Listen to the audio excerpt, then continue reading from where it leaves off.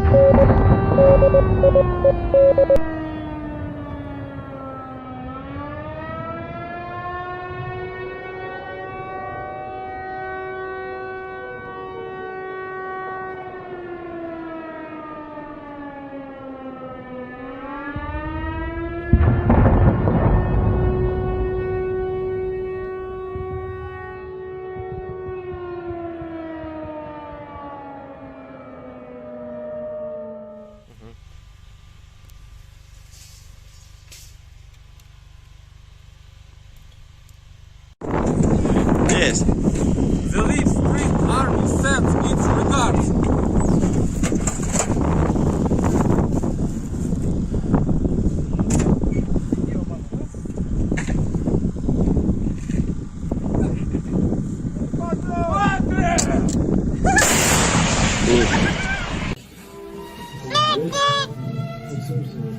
О, бля!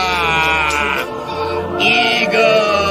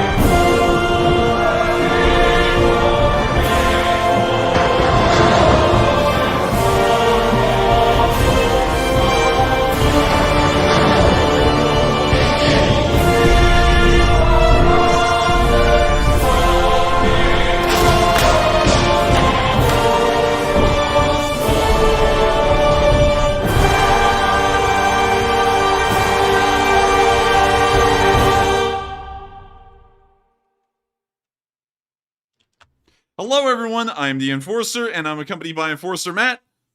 And good evening, folks. It's Enforcer Matt, and welcome back to day 341 of the news and the best night of the week. It is fundraising night. And of course, it is this Sunday fundraiser, where Matthew and me are going absolutely to the wall in making sure that this thing runs. And of course, tonight's fundraiser is for Save the Children. You can see that if you're wondering where you see that information, it should be right below the video if you're on a desktop to the bottom right of the screen. But tonight's fundraiser is for Save the Children. It is an incredible nonprofit that has been helping out in Ukraine and has helped out historically around the world in saving hundreds of thousands of children, if not millions of children, from a perilous fate otherwise.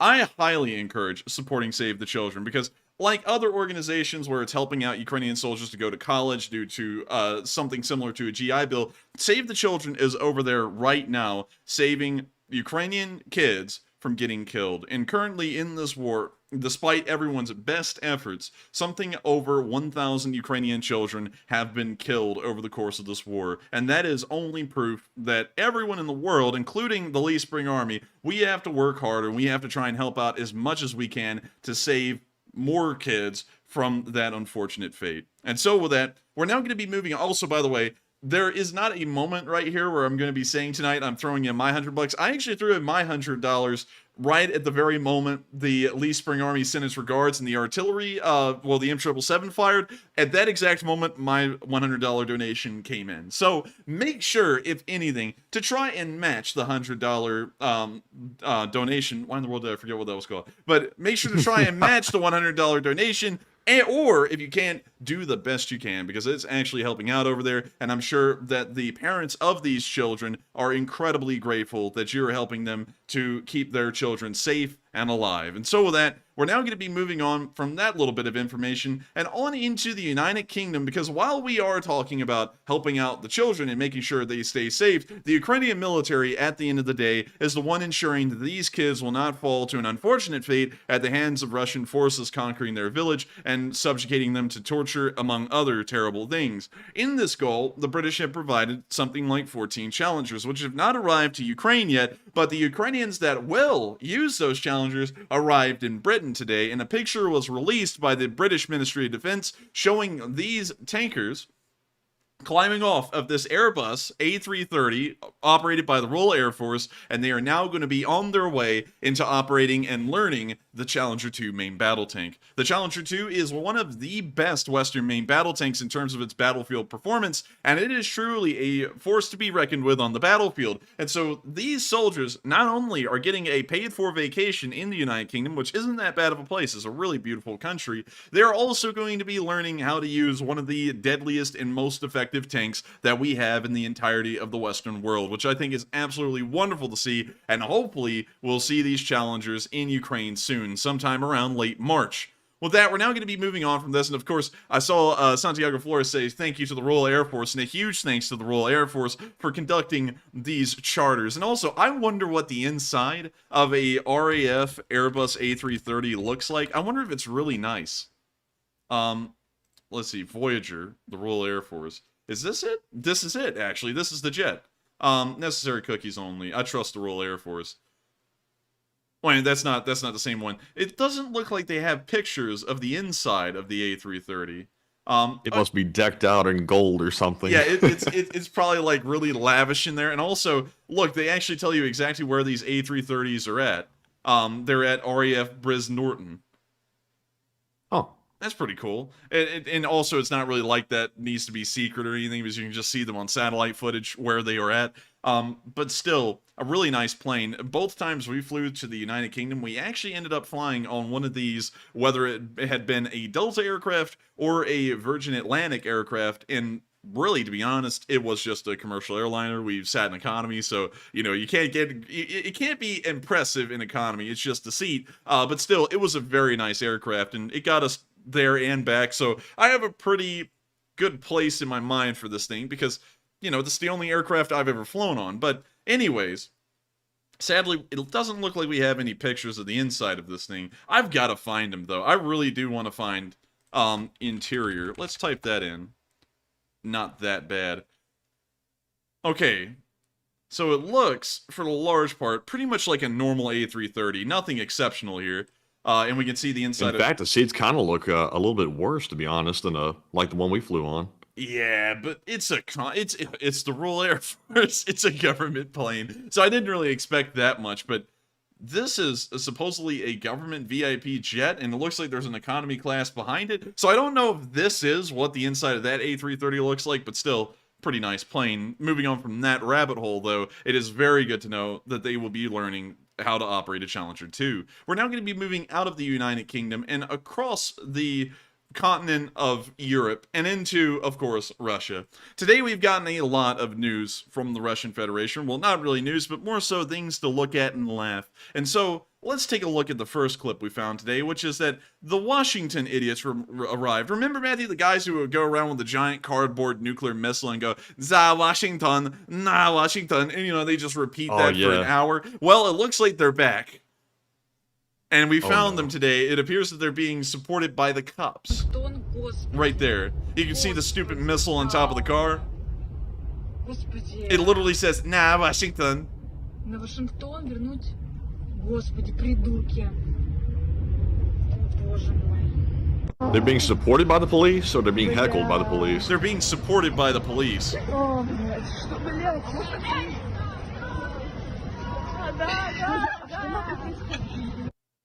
We hate the imperialist Americans in the West, but we are going to drive their cars in this demonstration, talking about how we hate the West.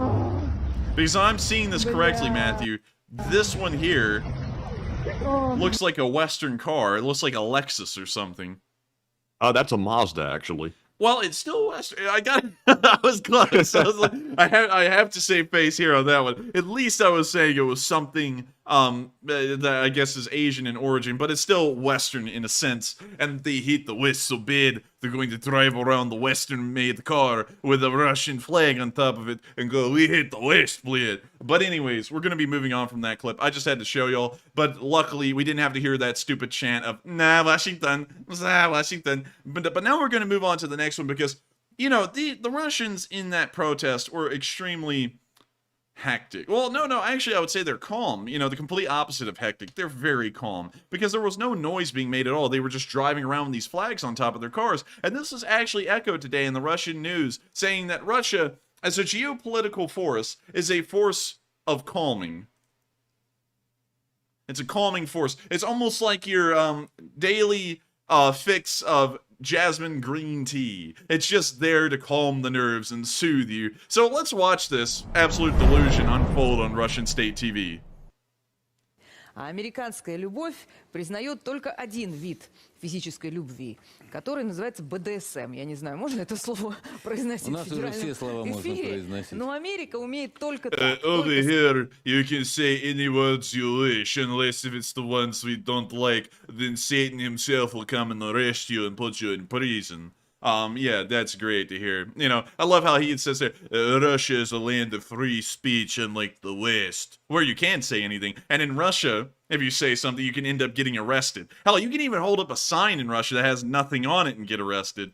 Умеет только так, только садизм, только завязать, связать, рот кляпом заткнуть и... And also, what the hell is she watching to have come up with all of this detail?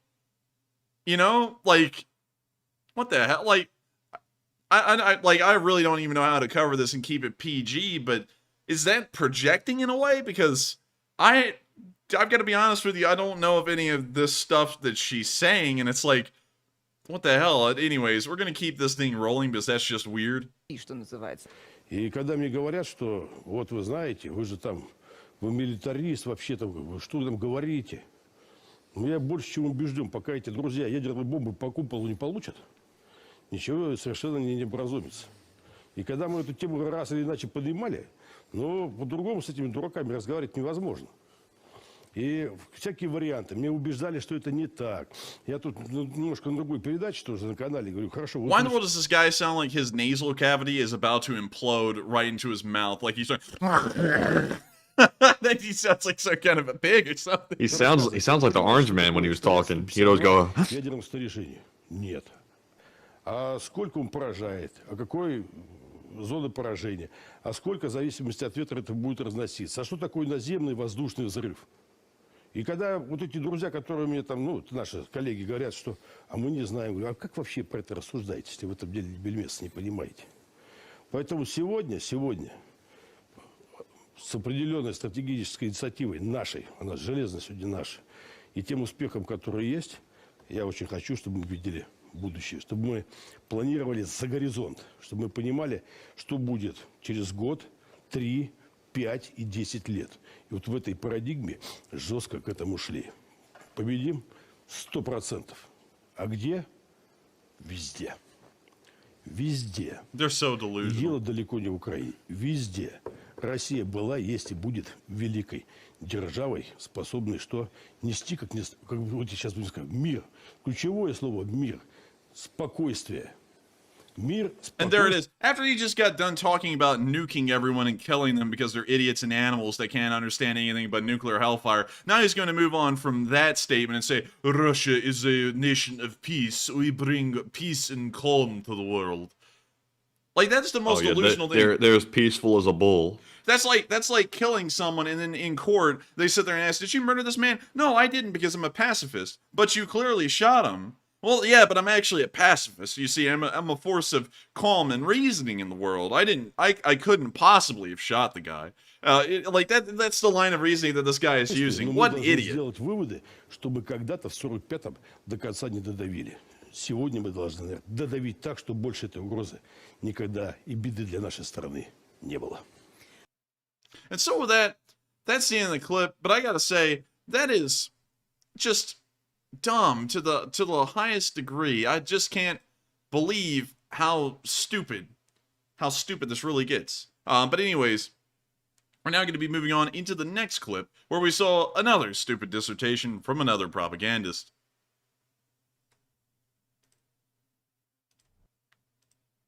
This time, of course, they bring up their favorite guy, and before we even start this clip, they bring up their favorite guy, Matthew. You know who it is, don't you? Schultz! Oh no.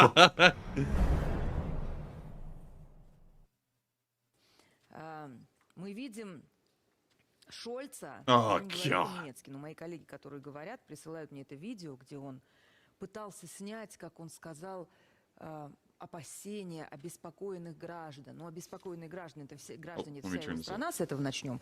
И он пытался снять их опасения, ну вот, что все-таки были вынуждены поставить... Forced to send weapons? Who forced the Germans to send weapons? We coaxed them. We didn't force them to do anything. In fact, for a good while, for about 2 weeks, everyone in the world was just sitting there hoping the Germans would send something, if anything, and... This is stupid. All right, let me go back here. We're going to have to break this one down as we go. And also, if we have the ability to force them to send weapons, how come they're holding back their jets now?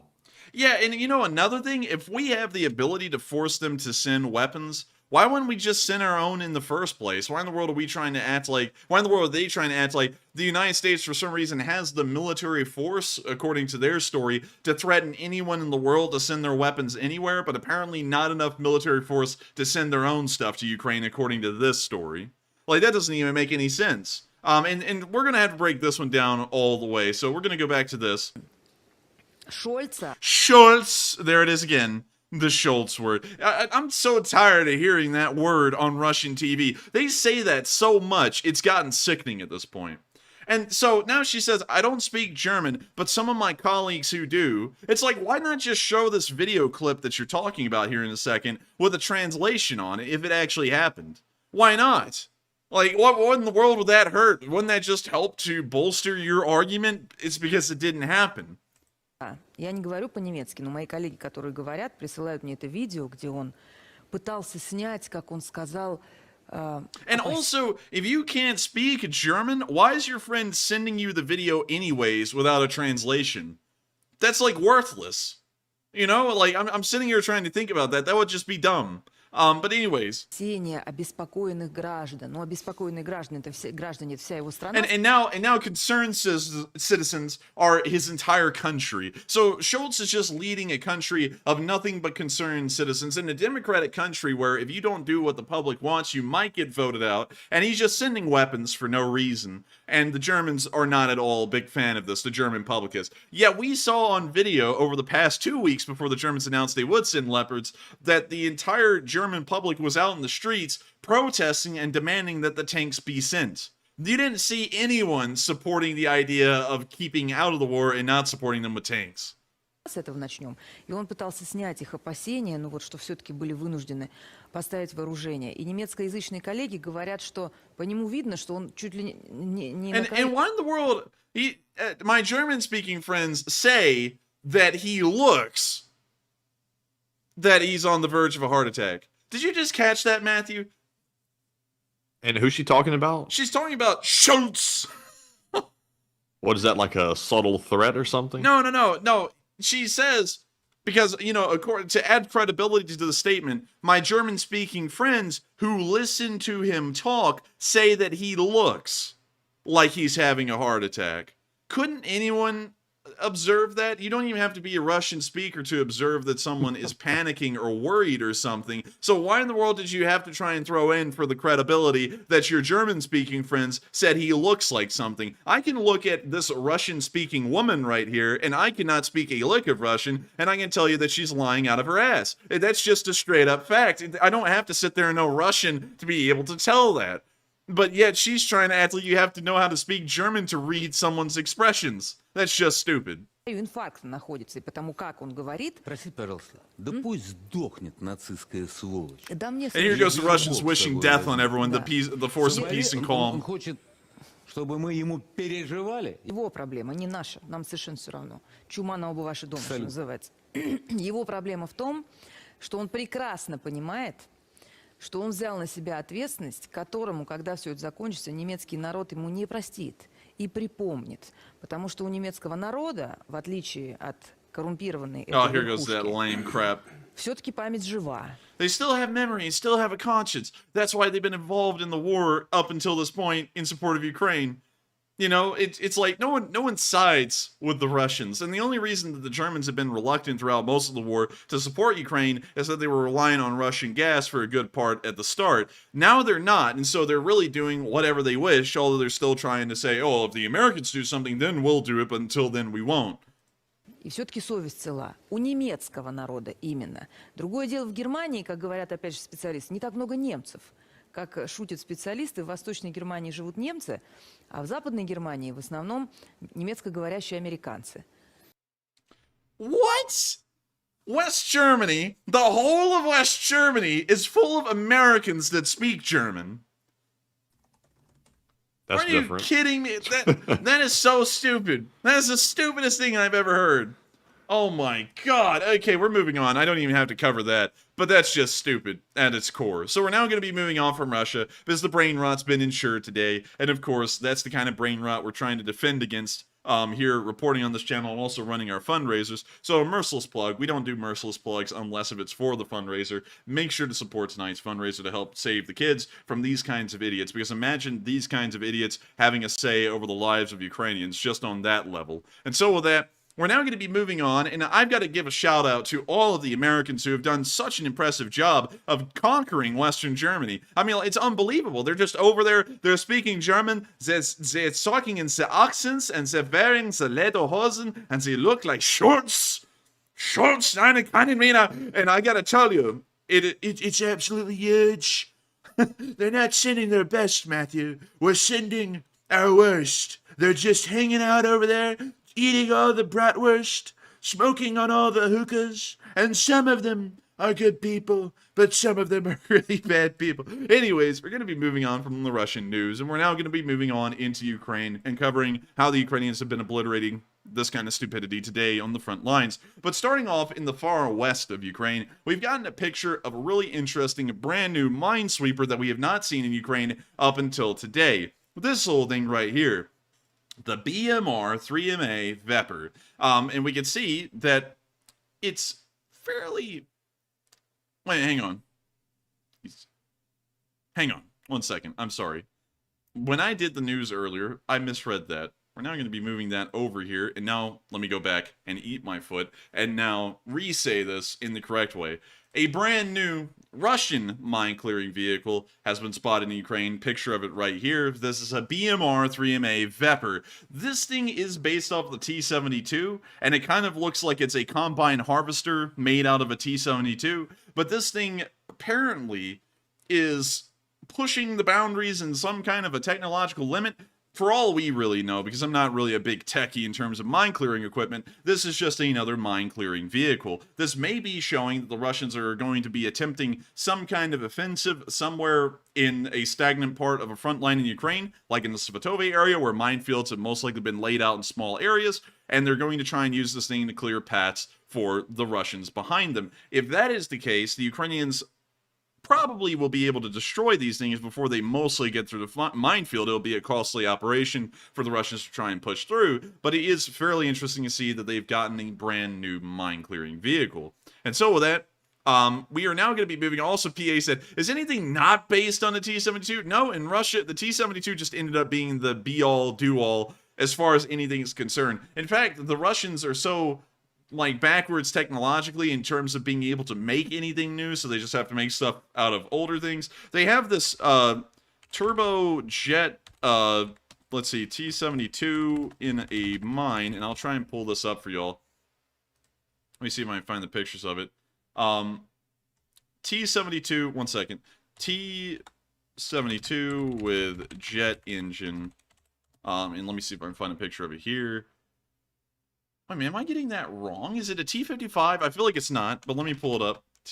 Not T5, a T-55. 1 second, everyone, 1 second. Ah, yeah, here we go. So this looks like something straight out of fiction. You know, it looks like something you would see in some kind of a weird, cheap television show where they had some kind of sci-fi cannons on top of this thing. Believe it or not, this is actually something the Russians made out of a T-34. I believe one of them. Here we go. Here's the one I'm talking. Wait a minute. Hang on. There's a whole lot of pictures of this thing now. I'm trying to find the T-72 one because I did see it a long time ago. But now I can only find T-55s and T-34s. But these are jet engines, and they get these things up near, I guess you could say, slag in an iron or steel depot, and they use the jet engines to burn the stuff off of the side of things. It is incredibly archaic. It is incredibly, suffice it to say, ghetto to do something like this. Yet the Russians do it because, you know, they're Russia. So, anyways, we're going to be moving on because that was a great question, PA, and that's true. They pretty much make everything out of T-72s. And now with that, we're going to be moving on into Kyiv, where we saw that the Ukrainian... Spencer, thank you very much for that very generous donation. Spencer!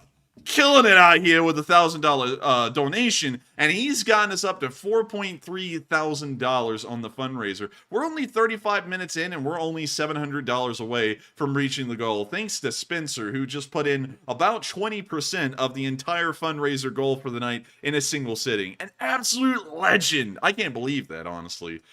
Is anyone gonna... I'm wondering, Spencer, are you going to stay on the pedestal for long? Are you going to stay #1 for the donors tonight for long? Or is someone going to try and take your crown? I wonder. Spencer also put in another 100 as well, so he's actually put in a total of 1,100 tonight. 1,100. You know, I'm wondering if anyone's going to try and take his crown tonight, his pedestal. If y'all don't get it, I'm actually trying to plug the fundraiser. But anyways, We're now moving on into Brovary, where we can see that the Ukrainians have made a very interesting anti-air truck. It is a technical with a large spotlight and a dishka mounted on top, and you can see it right there.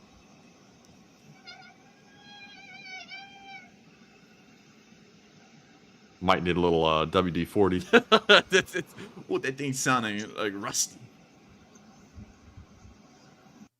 And that's the end of the clip. But once again, fairly interesting to see the Ukrainians going through every single effort they can to try and get any kind of anti-air defense systems possible, and this is about as simple as it gets. Oh my god! We did it! We reached the goal! Let's go! We did it! Sir. We already did it 35 minutes in. Slava Ukraine. And I've got to say, we have already done it. And I can't believe that because... It's too early. It's so we weren't early. supposed to reach it that early. It's 30... Like, oh my god! Justin Coleman! Dang. Holy moly!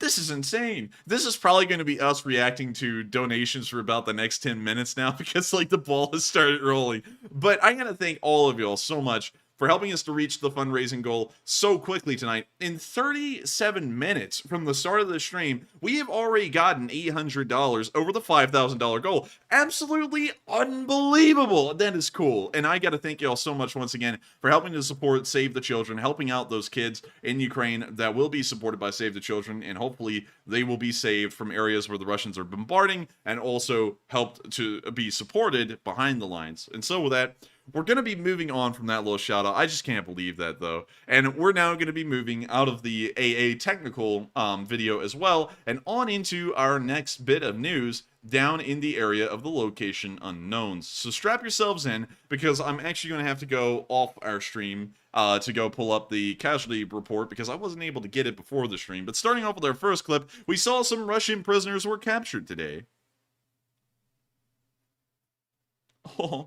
Oh, look at these guys. They're dressed up like homeless people. I mean, like, they kind of are. Oh my God, Spencer! Dang, another $500. Another $500!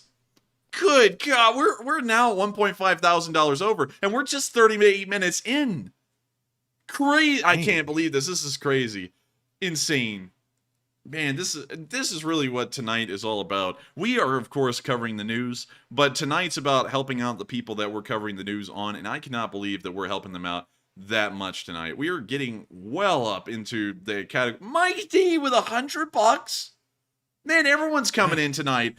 I mean, honestly, I think we might make it to $10,000 tonight. I don't know. I'm not going to project that, though. And people are saying raise it. I don't know if we want to raise the goal. If you want to, Matthew, we can run a poll on that and see if everyone wants it raised a little, because we might raise it to 10, but that's only if everyone wants it to be. So with that, we are now going to be moving into the next picture in this little thing, where we can see more prisoners. And I gotta say, fairly nice. And remember, it's for the children. And y'all probably wonder, what the hell does that mean? Well, we're capturing Russians, so that way these Russians cannot end up hurting Ukrainian kids. So all in all, it was a good day. And so with that, we're now going to be moving on into the next clip where we saw a Ukrainian soldier maintaining an MS-55. This is a Slovenian upgraded T-55 tank. I'm going to have to be honest with y'all. I usually try and be somewhat positive whenever we see support from foreign countries. The MS-55 is about as dated and old as it gets. This is actually older than the T-62Ms that the Russians have been using, and so I hope that the crew that's operating this thing is being used as a reserve, and they're not being used in frontline combat. Oh my God! Let's go, Anonymous. Anonymous, let's go! Also, it looks like we're already getting 75% of viewers want it bumped up, so we're going to bump it up to 10K, because I know we're about to reach that tonight. And you know what's crazy? I'm going to tell you all this. I was actually on a call before this stream with Ukraine Matters, another great channel who does Ukraine war news, and we were talking about these fundraisers, and I was saying, oh, you know, like, the fundraiser's doing really good, blah, blah, blah. We get up to about 8,000. We're already getting up to, like, $7,500, and we're hardly into tonight's stream. So let me bump up the goal to 10K. Let me bump that thing up to 10K. All right, there we go. And I think it should have bumped up. And any second. There we go. It's now been bumped up to 10. Oh my God. Dang. This is crazy tonight. We thought it was going to be a little slow. That's crazy. Dang. It's going as fast as it ever has tonight. Man, I'm wondering if we're going to make it to 10K here in a minute, because we've already made it from 5,000 to 8.1 thousand now, thanks to Hal Rose, in like 10 minutes. We've raised an additional $3,000 in 10 minutes now over the goal. And it's still coming in. I'm completely blown away tonight. Y'all are really blowing this thing out of the water. So with that, we're going to watch this little video. Spencer with another 100. Mike D with 100. Oh my God. Muppet Mower said to keep on blowing out my dang ears. I'm sorry, man. I'm excited, though. Папа нормально круто. Папа занятый. And so with that, that's the end of that video. I'm going to be honest, I'm not really a big fan of these things. They're very old. Hopefully they don't get used much. But of course, any support is better than no support. It's just that I hope that Western tanks arrive in time so that way they don't end up possibly using these things anywhere near the front line. And so with that, we're now going to be moving on from that little clip and on into our next one, where we also saw a somewhat close call. Darren Maynard, good lord. But anyways, moving on from that, this is probably equally as impressive. We can see a Ukrainian soldier here wearing an American helmet, a Chad helmet, a helmet for kings, Matthew. The American helmets are. They're the best. Just chilling with oh my god, we were making it to 10K tonight. Dang. And they got me working overtime over here. I'm like going on speed over here or something, going so fast. Someone give him an Adderall. I'm just kidding. But this was a close call. A very close call. One thing that's very interesting in between Russian 6B43 helmets or 6B47s and American helmets is that American helmets are actually made nowadays, the standard issue one, that they can actually take a rifle caliber bullet like a 7.62 or a 5.56 directly onto it, and the wearer, rather than getting a mild concussion, will be okay. So these things are the top level of protection for a soldier, and it's great to know that the Ukrainians were able to use this one here for a close call and not anything worse than that, because if this had hit a Russian helmet, that guy probably would have been lights out. He probably would be in a coma. And so with that, we're now going to be moving on into the last bit of location unknown news we have, where we saw even more prisoners as the fundraiser is going mental. And then Jay Dona said, update your Chrome. I'm going to have to, on that one, I'm going to have to put a stay on that. I don't like updating my Chrome because I don't know what the updates are for.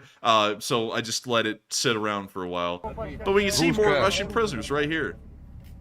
Вторая армия в мире, блядь. Monturn with 100 pounds. Снимаю их. Не, мне надо тут просто с товарищем пообщаться. Мы с ним вчера... Все, плюс.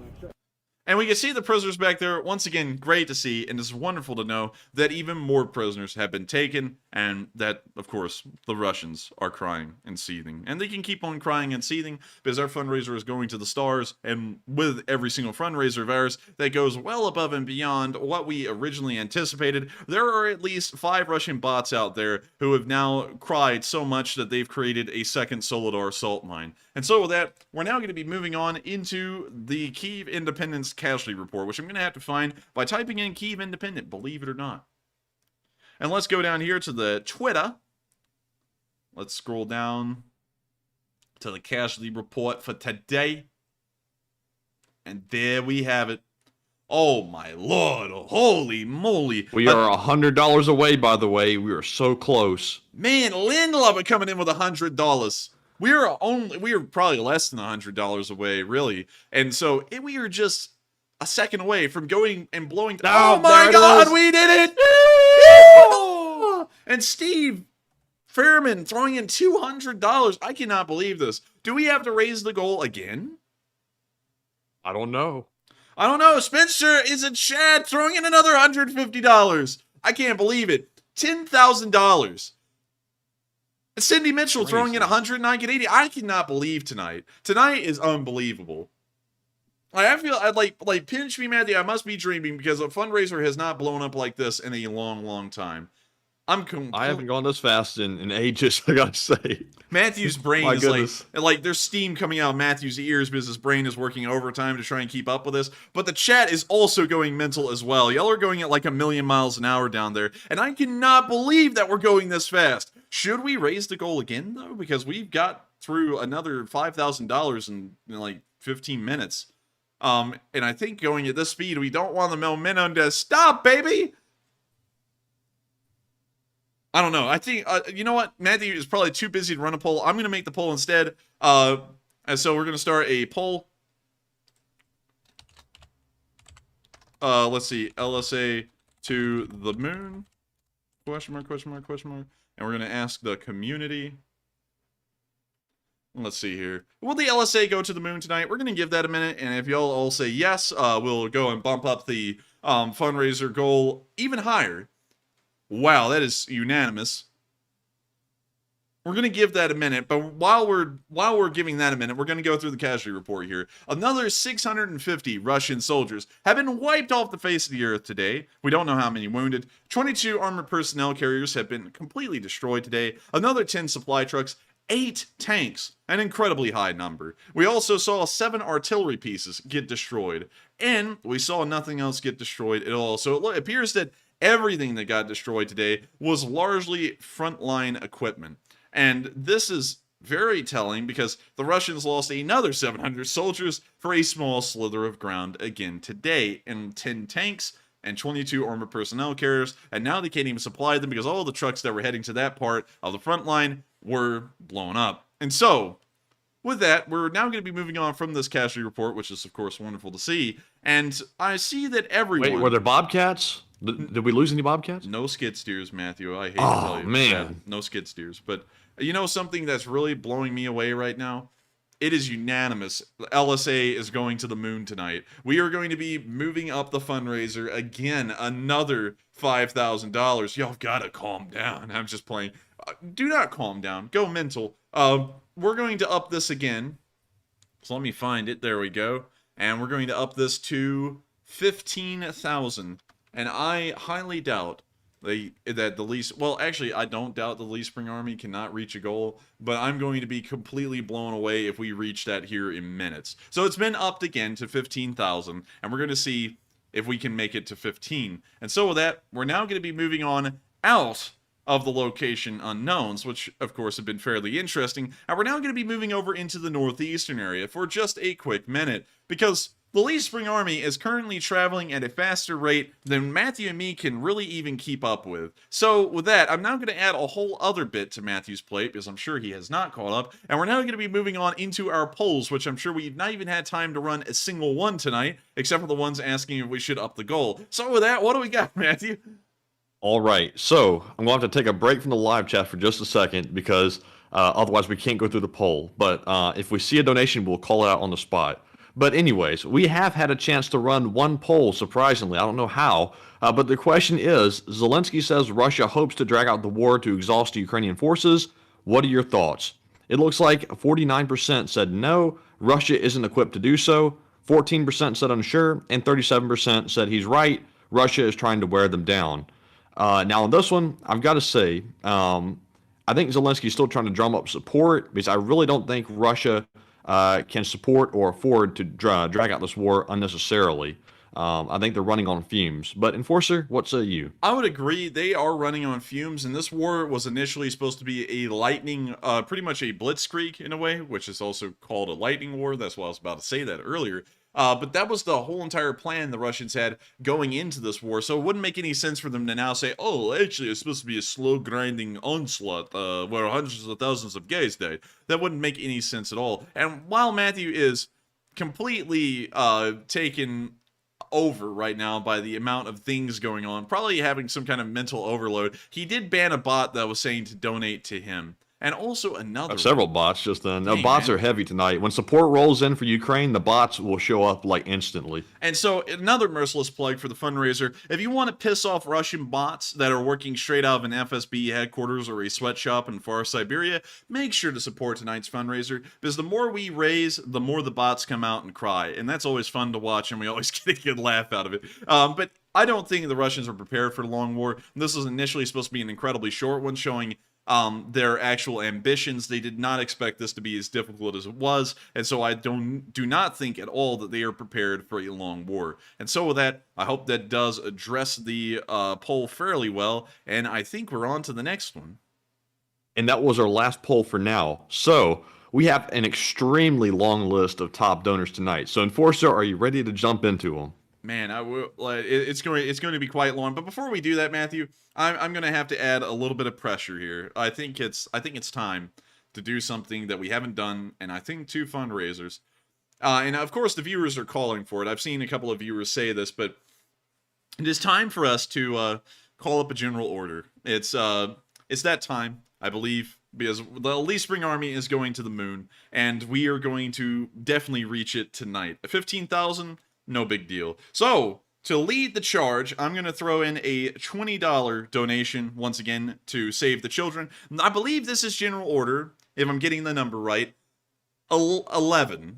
General Order number 11 is now in effect. If you have $5 to give to tonight's fundraiser, give it right now. I'm going to be throwing in 20, so there's mine. You should be seeing it in the live chat about 20 seconds before it even gets to me saying this, but make sure to support Save the Children. If you have $5, this is the moment to give it. The General Order number 11 has been called, and we are going to make it $15,000 here in just the next few minutes. And so with that, now, while a whole new bunch of donors are rolling in, let's try and call out all the ones we've had for now. All right, so we have quite a few. And first up, let me call a few out from the live chat that I see. I want to call out a 50 from James Roberts, a 100 from Donald Neiman. We also have, let's see here, looks like that's all that I'm seeing in the chat right now. Terrence Coaster puts in a 55. Captain 80 Swedish puts in a 50. It looks like we got several more rolling in here. A lot of $5 donations. Shout out to, let's see here. Oh my goodness, it's going so fast. Oh, it's going quick. Oh my God. There's a lot of 20s in here. So, Enforcer, if you see one, just interrupt me and call it out. I'm going to start from the very top of my list, which is very, very tall right now. So, up first, we have 1,000 from Spencer, which was absolutely tremendous, and thank you once again for that. We have a 500 from Justin Coleman, a 500 again from Spencer. Then we have a 500 from, let's see here, James Lisowski. Then we have one from Darren Maynard, who puts in a 300. Then we have a 300 from Just Chillin', a 250 from Eric Verrier, a 200 from Steve Furman. Then we have a 200 from Michael Solderholm, a 150 from DCC Prime 1, Darren Menard once again. Then we have one from Madman, Spencer, Malachite, Activista, thanks to Anonymous Mark for 200, KFR Yes, for 50, indeed. Anonymous for 50 as well, and keep that list rolling, Matt. We're going to do a lightning. If you're calling them out, I'll be calling them out too at the same time. Just don't stop. And a 100 from Panama Floyd, a 100 from Spencer, another one from Mike D, Rustin Rott, Mike D again, Spencer again, Hal Rose again, Magic Sky Girl, Monturn, Landlubber, Mike D again. Valium, 100 Canadian. Cindy Mitchell for 100, Activista for 100, Magic Sky Girl for 100. Then we have several 50s. Going to call these off in rapid fire. The first one is from Donna Olson. Then we have one from Santiago Flores, Avari Mendebratis, Greg Carrier, Marin Diemert, Misk77, Colleen Emsley, Donald Neiman once again. Then we have one from Daniel Murray, Panama Floyd, Peter Fike, Barb Moody, Jose Ruano, Bobby Ibarra, Scott PGH. Then we have one from Zesty12, Terrence Timothy 100, G-Man $100 as well. Thank you all to both of you. And we're up to 13,000. Then we have one Spencer from Dragoon 50. Oh, Spencer puts in another 50. Spencer's going crazy tonight. Up next, we have one from Dieter Pomberger, Panama Floyd, NBD. I am by Rochter, Terrence Custer, SPA_XER, who I believe is the in-house SpaceX associate or employee there. Then we have one from Kathy Tucker, Martin Van Owen, River Oak Ranch, Miss 77 once again, and I believe that is it. Oh my goodness, 1.5 million something there. Dang, that's crazy. I don't know what currency that. Let's put that in because I got to figure out what that 50 is. from Steve Sturko as well. IDR to USDs. So that is an Indonesian rupiah. So that is 1.5 million. Let me make sure I got the spacing right on that. So that was $100.11. And thank you so much for that. Was that anonymous? It was. We don't know who you are. 250 from Eric Verrier as well. And we're getting up to 14,000 nearly. Dang, I've got to tell you, tonight's unbelievable. Absolutely unbelievable. This is what we run this stream for, is to cover the news and eventually get to weekends, well, Sundays like this, where we help out massively. And this is what the Lee Spring Army is all about. That's what we're all about. And I cannot believe that we are getting literally to the moon tonight. This is impossible to imagine. But anyways, with that, we are going to quickly answer 3 live chat questions, and then we're going to roll right back into the news, and we're going to see if we reach 15,000 here in a second. And also, folks, remember tonight is fundraiser night. Also, Spencer put in another $500. $500. We're up at 14,000. We're almost. Spencer is the top donor of the night. I think he's taking that award by now for sure. Man, Spencer tonight is going insane. You know what would really top off this? Shout out to Indy Andy 4C as well. You know what would really top out this night, Matthew, is if Mark Slovokrini or Naria showed up and then threw in one of those crazy ones. Dang. Man, call them out. Call them out. Call them out. call them out. It's kind of sussy up in here. Boom, boom, boom. But anyways, with that, let's get on. 250 from Nicholas Condor as well. And also, a 50 from France Lafreniere. Oh, I can't pronounce that, but anyway. Can you get that one? Lafreniere? Let's see.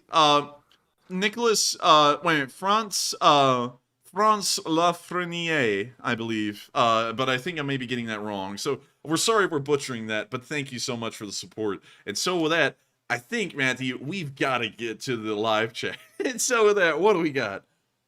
All right, and let's see here. The first live chat question we have is actually the Morse code. We have JP's RCs, CFA, Mark Hodges, Rumpelstiltskin, and William Jones. Also, shout out to Scott PGH for putting in another 50, by the way. And the Morse code tonight said, Wagner did so good a job of all their men died, Slav LSA, Slav Ukraine, and Igor. And y'all did get the Morse code message correct. That is the message. And the Wagner unit has done so well that they've taken on so many casualties that they're now having to get pulled off the line because the unit hardly even exists in most places. And we're seeing just a very small element of them still fighting in the area of Volhudar and Volhudar. And so with that, I hope that does address that. Thank you all for deciphering that Morse code message again tonight. I cannot believe that. And now let's get on to the next one. Also, I don't know if I said it earlier. My mind's all mixed up right now. But if you have a question for us, feel free to send it to me at Enforcer Matt, and I'll add it to the spreadsheet. Jamie no super chats tonight, so feel free to put in a question. What was that? Jamie Liziuski with $200. Golly, thank you. Dang. That's tremendous. And I think we're somewhere in the neighborhood of 14.5 thousand. No, we're almost at 15. I think we're at 15. Like, we're like just dollars away from 15,000. Dang. Because I'm looking at the little progress bar up there, and we are like right at the end. Like, it's just dollars because there's not even a pixel difference in between the end of the progress bar and where it is right now. It's at the end already. So the next person that throws in a donation, yay! We did it! Igor. We reached $15,000. Good lord, this is crazy. This is insane. This is nuts. BC Skyman with 200. Dang. Oh my lord. I don't know if we should raise it again. Everyone's saying raise it again. Oh, I don't know. I mean, like, we've had might let it get there on its own. Oh man, we'll see. I feel like if we ran a poll, it'd be a unanimous yes, but the LSA is going to the moon. We have made it to the moon. Now the question is, are y'all trying to make it to Mars too or something? But with that, let's get on into the next question. All right, and the next question goes to none other than Duncan VR, who says, question, how did Russia obtain atomic power, and did they steal planes or plans? Can you reread that one again? Yes, the chat is going insanely fast, by the way. Duncan VR says, how did Russia obtain atomic power? Did they steal the plans? The Russians gained atomic power because they stole a lot of the information received from the Manhattan Project through, if I'm correct, Matthew, it was actually Oppenheimer himself.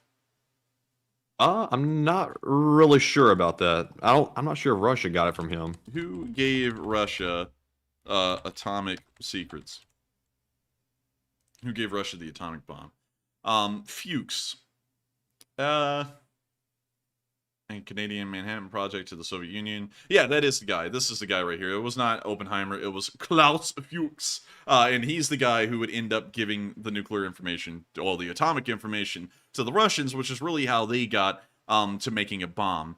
We actually made our bombs about 3 years before the Soviets would ever even test their first one. So for 3 years of world history, the United States was the uncontested nuclear power, well, atomic power at that point in the world. And we could have gone to war with the Russians and started bombing them with atomic weapons for about 3 years' time, and there wouldn't have been anything they could have done in response. But obviously, we weren't going to do that because, you know, the bombing of Hiroshima and Nagasaki, while it was somewhat necessary to end the war in the Second World War, it was still highly questioned back then as to whether that was worth it or not, because everyone figured out how destructive and how deadly they really were. But anyways, with that, I hope that does address that question fairly well. And we are on to the last one of this segment, and then we're moving on into the Northeast. And also, shout out to Fred Von Hess for putting in a 100. Also, Steve Sturko put in a 100, along with Terrence Custer, who put in a 55, and J.H., who put in a 50. So thank you all very much for that. We're somewhere above 15,000. I think we're almost halfway to 16,000 at this point. But thank you all so much for the generosity. And I gotta say, I'm like absolutely blown away with how this fundraiser has gone tonight. It's only 10 o'clock. Typically around this time, I think we're somewhere in the neighborhood of like, I don't know, like 7 if we have like a $10,000 goal. And tonight it's 15. Like 5. Like we would have just like reached the goal at $5,000 about right now and on a normal night. Yeah, this is insane tonight. I can't thank you all enough. Like this is going toward a really good fundraiser, by the way. Also, is the LSA going to Mars? That's an obvious yes. I'm going to vote for that. Oh, it's 50-50. It's 50-50 right now. Oh, whoa, wait a minute. It's unanimous. It went up to unanimous. We're going to give that one a minute. But now with that, did we get to that last question? Like, everything's happening so quickly tonight, I can't even mentally process anything. Are we on the last question, or have we answered it?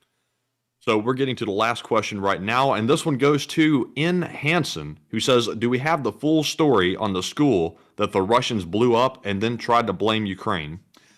We do not. Unfortunately, I haven't been able to gather any news on that school, so I'll have to try and look into that a little bit more and figure that out. Speaking of which, we never really got a conclusion to the story of what was happening in Iran last night. Today, all we heard was that it seems as though, and I'll say this because we're still not saying that anyone did it, we're not giving the responsibility over to any party, but some people are starting to point at Israel and say that the Israelis were the ones that conducted the strikes in Iran by drone. And they hit something like, now it's not 4 arms factories, they hit 8 arms factories and pretty much destroyed all of them. We don't have enough information on that right now to confirm, and that's very similar with that school. We'll have to try and look into that a little bit more and try and figure out more information pertaining to that to try and get an actual answer as to how that story is really turning out. But with that, I hope that answers that question the best we can for now, and in the meantime, I hope we can appease y'all all with going to Mars, because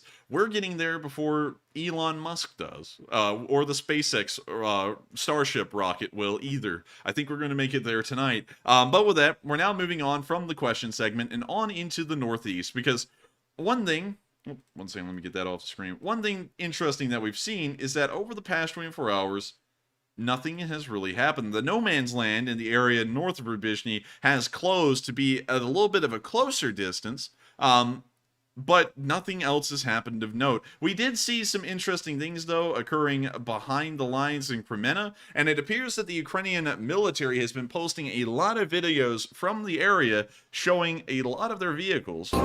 I have a feeling that this is being done for one purpose or another. Also, what was the answer to that poll, Matthew? It was a majority yes. All right. Well, you know, it is a republic around here, and we do listen to the people. Oh, I don't know if I would raise it. You might let it get there naturally this time.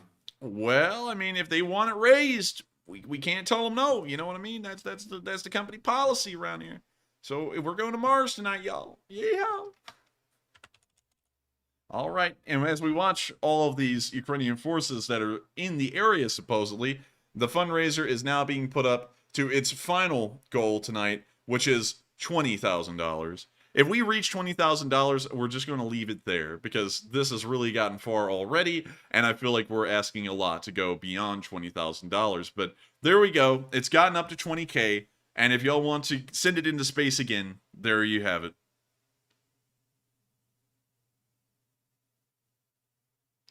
We see a whole bunch of Ukrainian tanks. That appears, I couldn't really tell you what kind of tank that was. These are MS-55s from Slovenia. You know, I'm not going to say anything about this in particular, what I'm thinking about it, but yeah, you know, I don't know. I have a feeling I kind of have to say what I'm wanting to say. These are some of the worst tanks that the Ukrainians could use for an offensive. This is something I can't even say. I can't say it with a good conscience, but I hope y'all are catching on. That's the end of one of the clips. We're now watching a Max Pro rolling around, looking absolutely cool. Man, look at this thing. Dang. They're taking that thing mudding. They are mudding in this thing, man. Go on, go. Wait a minute, hang on, Matthew. Let me play this over audio because every time we say mudding, this is what I imagine in my head whenever we say it. So let me pull up the clip real quick and let me turn up the audio. So, dang it, come on, phone. Come on, work with me. All right, here we go.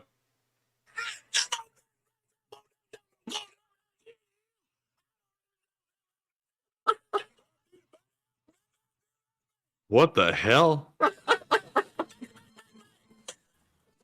Oh man, that's what I imagine every time we talk about mudding. I just imagine that. Who was that? Oh, it was something from a cartoon. I don't even know what cartoon it was, but I saw it today and it was hilarious. Actually, I saw it yesterday. But we can see all kinds of Ukrainian vehicles, and I've got to be honest with y'all, they're not new. Like, we usually see some of the newest stuff whenever the Ukrainians commit offensive. None of this stuff is new. I'm hinting at something here, but I'm not saying it outright. I will not say it outright. I refuse to say what I'm thinking outright. Are you trying to say out loud that they need the new tanks faster? No. I'm trying to get at something else, strategically. Matt is going to start guessing and completely defeat the purpose of me saying, I'm not going to say anything about what I'm thinking. But we can see a Land Rover Defender. We can see another Max Pro. And I think a Kirby. Wait a minute, hang on. I think those are actually Bushmasters from Australia.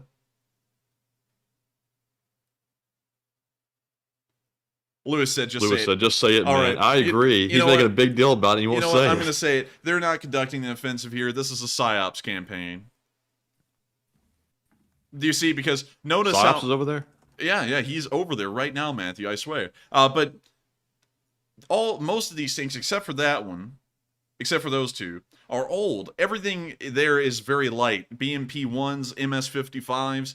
It doesn't appear to me that there would be conducting offensive here because they're giving themselves an inherent disadvantage due to the vehicles. So this is an attempt to make the Russians believe that there will be an offensive happening here, but it's going to be happening elsewhere. That's honestly what I'm thinking, but I could be wrong. But still, very interesting little montage of clips taken from around the Cremina area, and we're now going to be moving on from Cremina into where an actual ongoing battle is being held right now, which is in the area of Bakhmut. And if we go down there into the area of Bakhmut, we can see over the past 24 hours that a small amount of ground has been made somewhere on the southern end of Volhudar. The Russians have made it to the ridge, but it doesn't appear that they've been able to climb up onto the ridge except over here. And from what we know, somewhat pitched battles are ongoing. But moving on from that, throughout the rest of the front line, nothing has moved. And once again, the Russians have lost around another 700 guys to take nothing. So, well, let's now get into the video clips and see what they have really been losing today in losses. First up, we saw that the Wagner took a video near a road sign that said Volhudar on it, saying that they have now taken the town in its entirety, although the Ukrainians still control half of it. Вот деревня благодатная. Деревня зачищена сотрудниками ЧВК «Вагнер». Деревня очищена полностью. You can hear the missing teeth through the mask. Бойцы готовы идти освобождать вперед мирных жителей. Also, don't you love it, Matthew? Whenever the Russians film a video, there is never the sound of gunfire anywhere, although this is right on the battlefield right now, supposedly. Not a sound of a single gunshot at all. Just one distant artillery boom that sounds like it's miles away, and that was it. Yeah, they can't show them in actual combat, or they'll be running around in circles, clueless. Yeah, and also, cheap flag. This flag is so cheap you can see through it. That's how bad the Russians are doing, is that they got a see-through flag. And so with that, we're now going to be moving on into the next clip from the area, where we saw some Estonian mortars working on these Wagner guys, the few that are left. There is nothing. And I'm going to have to mute that because that's actually copyrighted. Why in the world did that guy look like Grantham? Dang, Spencer just put in $2,000. Spencer. That is insane, man. You are being extremely generous tonight. Thank you so much. Oh my God. Spencer. Holy moly. Keep it up, man. Good Lord. $2,000. Spencer is the uncontested winner of the largest donor of the night. That is unbelievable. $2,000 in a single donation. And adding on to everything else you've sent in, Spencer, you've put in, I think up to 5,000 at this point. Yeah, 5,000 or over. Unbelievable. Everyone's got to give a huge thanks to Spencer, because Spencer is throwing in massive amounts of support to tonight's fundraiser for Save the Children, and I cannot believe that even happened. That's unbelievable. Is anyone even going to try and top that? Saying, like, no one can top Spencer tonight at all now. Like, combined, it would be very hard to do that. But would someone at least try to match that one single donation? If y'all don't get it, I'm trying to plug the fundraiser, because we are now only about $2,000 away or less from $20,000. Dang, I can't believe this. But anyways, there's Grand Thumb in Ukraine. And now it flips over, we can see the mortar at work. It's one of those heavy mortars that has the wheels. And with that, that's the end of the clip, but really impressive to see, and hopefully they're hitting the Wagner dead on. We're now going to be moving down into the area of Krasnohor, where we also saw the 36th Brigade taking a small chunk out of Wagner forces.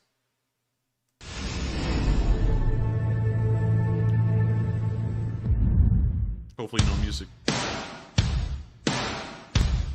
It's music. Oh, look! It's a bridge-laying vehicle. Unfortunately, they'll lose this. And then we can now see the anti-tank weapon firing. It looks like an in-law. Hits directly on the side, and that bridge-laying vehicle is now out of action. No ammo explosion, though. The bridge layers do not carry ammo. We can now see a convoy of Russian vehicles making it to a destroyed point in the road. It looks like a bridge was destroyed. And now an artillery shell landing nearby. We see the Rapira firing. And... oh no! This is terrible, Matthew. This is just terrible. They hit the one at the very back of the convoy. And there's nowhere for the BMPs to drive forward. And if they try and drive off the road, they'll probably get stuck because they're going to fall off at such a steep angle. So now these two BMPs are just stuck there and will be destroyed. And you can see the crew is already running for it. The first one got blown up and they're out. We now see another round flying in. And another one.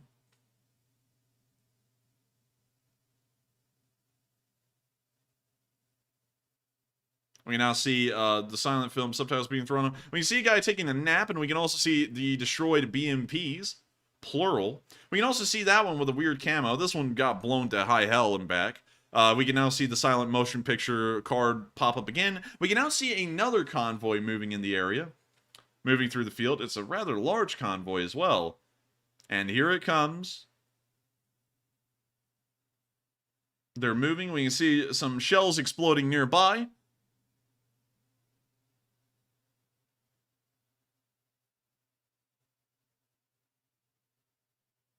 We now see another silent motion picture card pop up.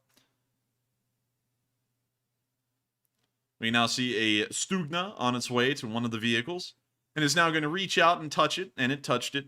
It looks like it didn't like being touched. It went explosive. We now see another Stugna being fired at the one in the lead. The lead vehicle was now destroyed as well and exploded in a fantastic array of fire and fury, the likes of which the world has never seen. We can now see the vehicles burning, churning, and exploding out there in the field, and it looks like the Ukrainians were able to claim another 3 BMPs destroyed.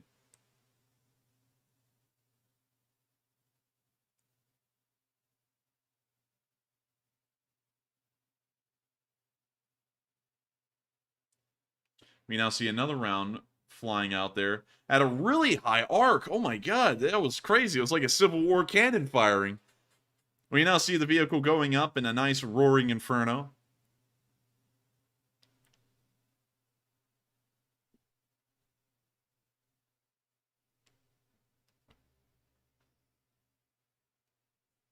And we can now see them dangling a bomblet over a T-72 and dropping it. And it looks like the T-72 actually has the crew inside. We saw the turret rotate, and the bomblet hit right onto the engine bay. We can now see them finishing off some of the APCs that were left destroyed in the field. And it looks like they're doing a fairly good job at making sure that these Russians are being cleansed. Wow, look at this. Man, just absolutely mind-blowing. Lewis said, Adonna. I like to watch the tanks that get blown up, Adonna. It makes me very happy, done. Oh, 3. Oh, that was almost a strike in bowling terms. Actually, I think that's like 9 pins, but anyways. Wow. Man, it's almost like the Russians just don't know how to fight.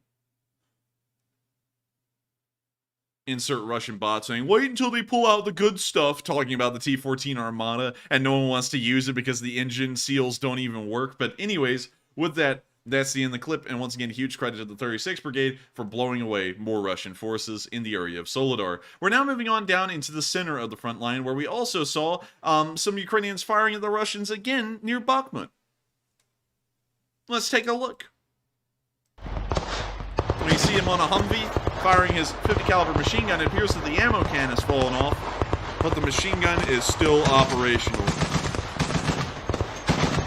And he's just up here having a blast, firing off the gun.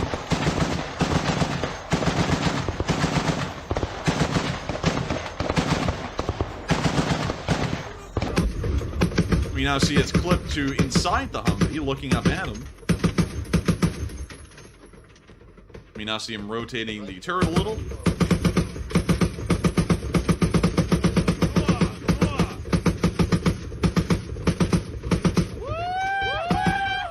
A little bit of cheering going on to keep the spirits up and high.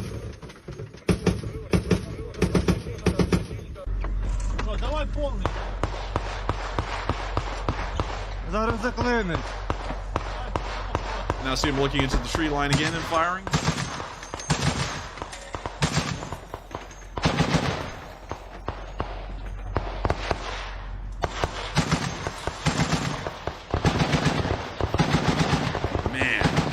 I love the 50 calibers. Steve Sturko, $200. Good lord.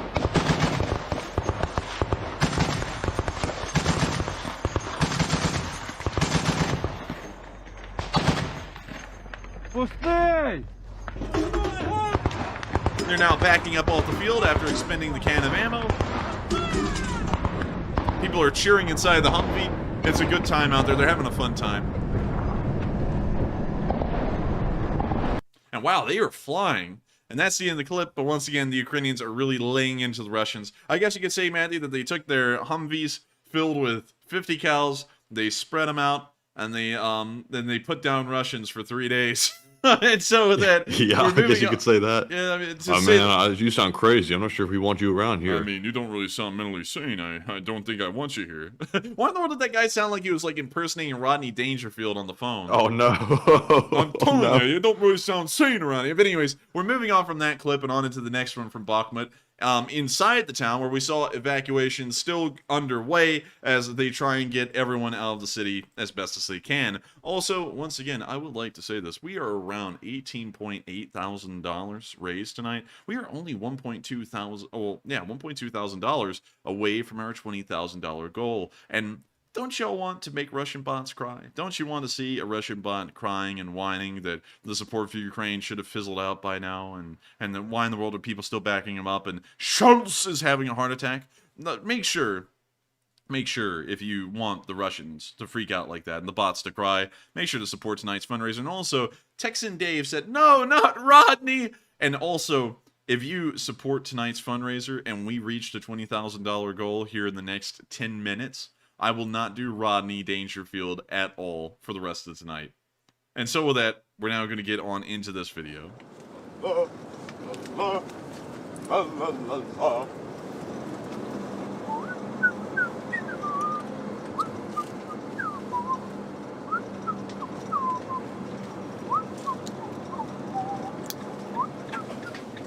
We see them driving through the Bakhmut.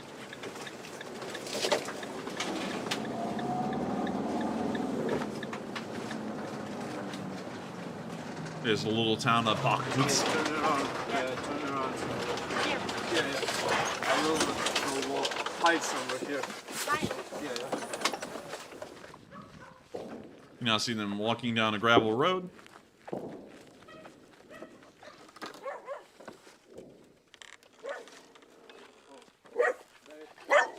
You now see them going into the yard to find the person that they're trying to evacuate. Доброго дня, волонтери! Люди, є хто?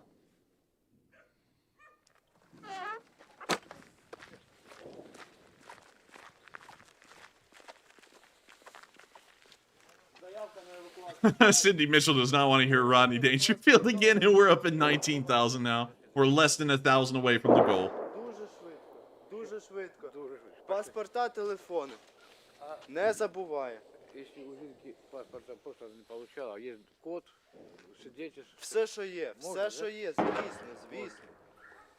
Давайте, дуже швидко, будь ласка.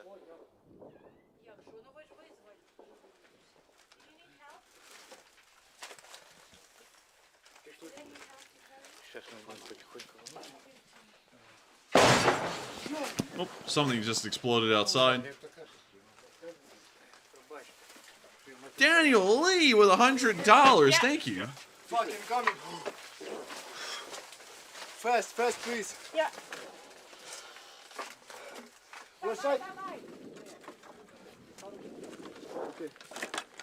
We now see them getting them out of the yard into the car, helping to pick up the bags. They're now starting to speed walk and hurry it on up. Да. You see a round explode right in front of him. The man goes down. A dog went running away. He's all right though. Go. He's telling him to run. You know, I gotta say this. I don't know what's in that bag, but considering that an artillery round just fell like 20. Oh my God! Spencer just got us to $20,000. No way! Hey, Psyops coming in. It's a $69 nice. But still, we have made it to $20,000 tonight. This is the highest fundraiser we have run in months. And I've got to thank you all so much once again for helping save the children, to help out the kids in Ukraine, and also not losing faith in Ukraine and helping these fundraisers to keep going. It's absolutely unbelievable to think that not only have y'all have had faith in this channel and helping us to keep reporting this news, but you'll also continue to have faith in Ukraine and have helped these fundraisers to get to heights that we would have never believed. We are probably, I'll have to add them all up here in the future, we are probably getting into the ballpark of around $780,000 to $790,000 raised over the course of this entire channel. And I think that's absolutely unbelievable, and y'all deserve a whole load of credit as a community and as a whole for what y'all been doing over the entirety of this war. And so with that, you know what, Enforcer? I'm sitting here looking at the $20,000 figure, and I'm thinking to myself, damn, son, where'd you find this? God. Oh my God. You know, we actually reached $20,000 in the next 10 minutes. So sadly, there will be no more Rodney Dangerfield for tonight. I will not be able to do Rodney Dangerfield because we actually reached man, it that's a quick enough. shame, Enforcer. Oh, that's a shame. I hate to hear it. Oh, man. But anyways, you're going to let the rest of the clip play. We see them getting to the van. At the door. Go. Go. Need more. Go. Fucking fuck. See something? Go. Clear. We now see them racing out of the area.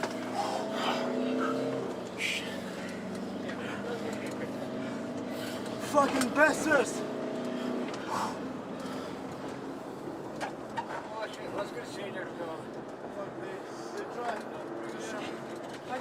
Fucking. Fuck. I love you people. To the left. Motherfuckers. And so that's the end of the clip, but giving you an idea of what the evacuations are looking like currently in Bakhmut. And I can see right now that we need to call something out, because we've had a little bit, we've gotten a new celebrity here in the chat tonight.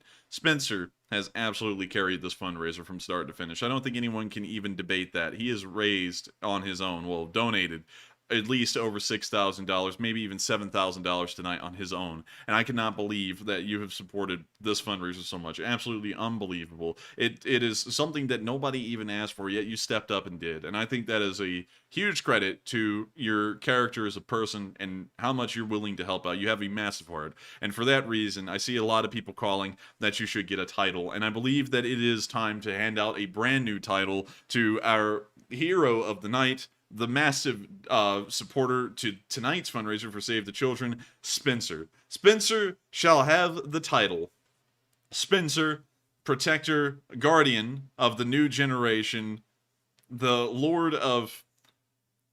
You know what, Lord of... Now, we're not going to make it too long. You're going to be Spencer, Protector, Guardian of the New Generation. That shall be Spencer's title from herein forward. And so with that, Spencer, you have now gotten yourself a title.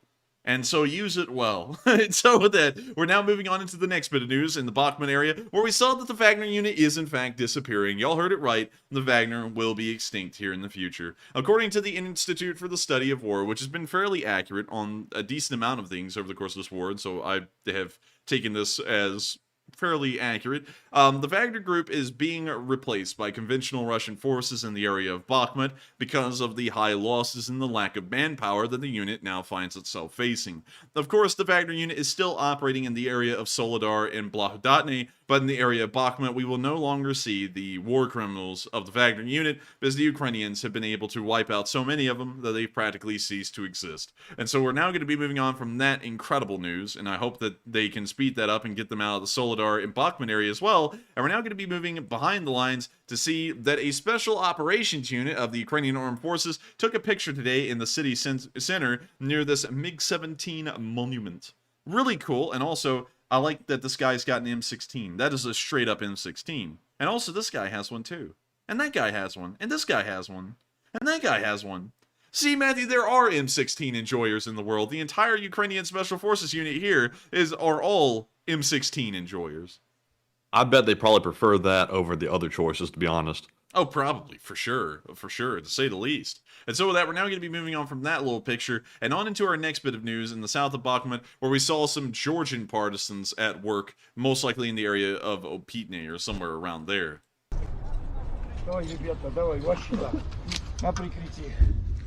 You see them moving around the outskirts of this house.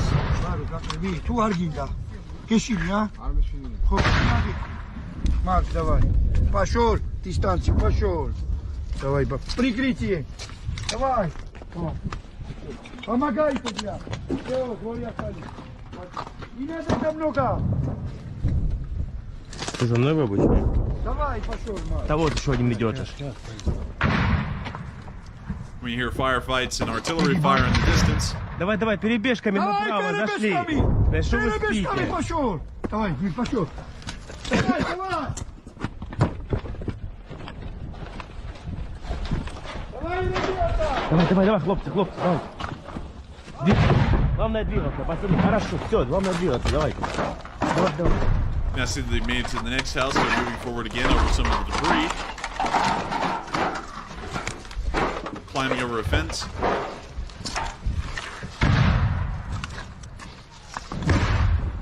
You hear the rounds still flying in overhead. Я в The порядке. artillery is still exploding as they continue to advance.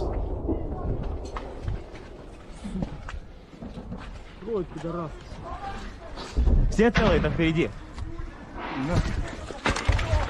See them getting down for a second. Давай, Бара, давай.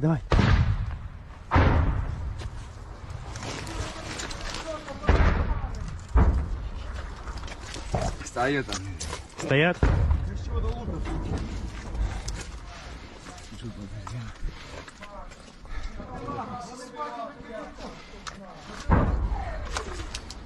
Далеко. Нет, все хорошо. Artillery is still landing and exploding. Все нормально, все, And it appears контролируй, that the чтобы Georgians are now standing они бегать не by ушли, все on нормально. this advance down the street. Смотри, друг шел, раз справа, все хорошо. Все, тут стоят, все хорошо. Все целые впереди! And with that, that's the end of the And clip. also, Spencer asked for it. He's going to get it right now. We're going to stop everything. And there you go, Spencer. I saw that. We were about to get to that in a second. I was going to round this video out and then tell you, all right, Matthew, do it. But with that, we can see that the Georgian Legion is helping out in the area. And of course, they were one of the first foreign legions to ever be raised in support of Ukraine in this current war. And so with that, we're now going to be moving on into the very south of Bakhmut, near the area of Klishkivka, where we saw the 47th Mechanized Brigade in action.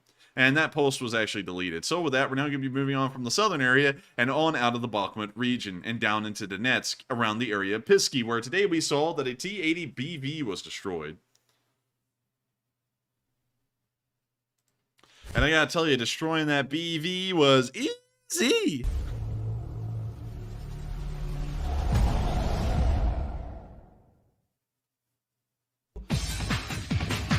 Man, Techno Remix has never been this good. And we can see the T-80BV roasting, burning.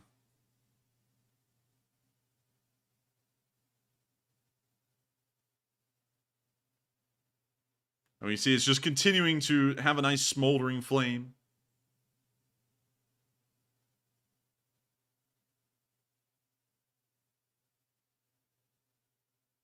And with that, that's the end of the clip. Very nice to see another T-80BV destroyed, bleed. So that's done. We're moving on to the next clip, done. Where we saw that the 92nd was able to capture a BMP-3 today. I don't read.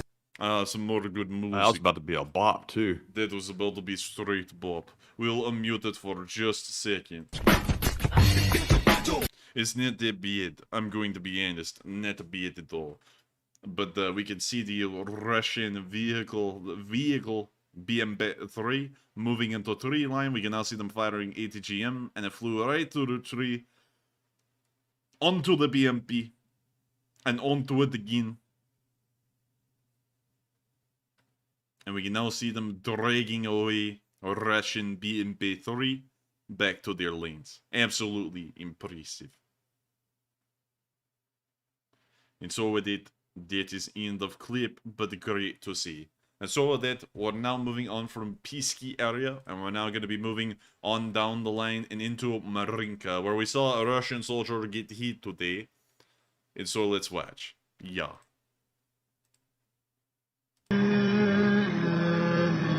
I don't know what that is, but we know what's about to happen. Ooh! Oh! Oh. Oh, and the ammo caught on fire, too. Oh, man. What a bad day. We now see the drone watching them from afar. My name is Jafar. I come from afar. I have a bomblet on my drone.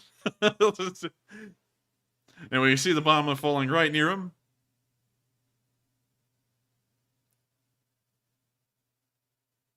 And with that, that's the end of the clip, and it looks like the Russians got had fairly well. And so with that, we're now moving on from that and into the next bit of news further down the line, where the Russians are still continuing their suicidal assaults on Volhudar. We can see today that those are starting to produce quite some damage onto the town itself. Here's a clip showing what Volhudar looks like today.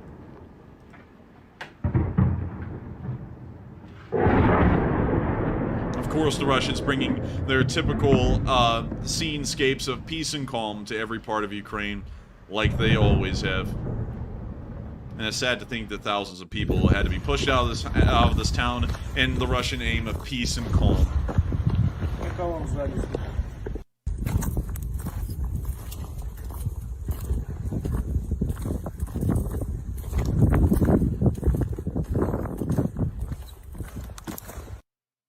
And so with that, that's the end of the clip.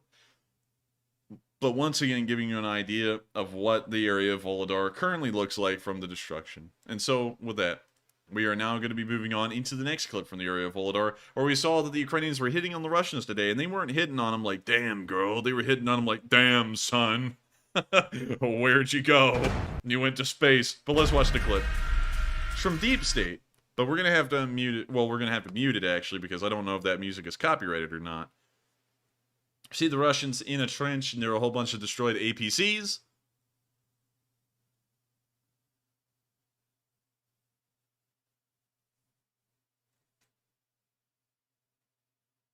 You see them all hanging out down there.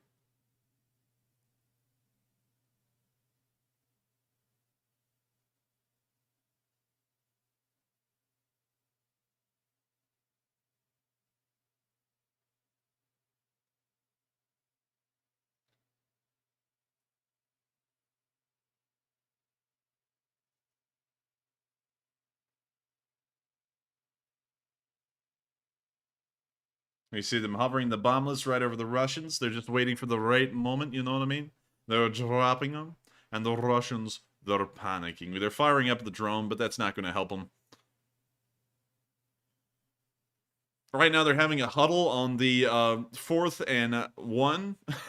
They have not made it too far. They're trying to have a group huddle down there to figure out how to make it a little farther, but sadly, the ref has come in, and they're now dropping absolute bombshells onto the Russians' huddle and telling them that, in fact, they will not be able to make it to the next first down. They will stay on the 4th down.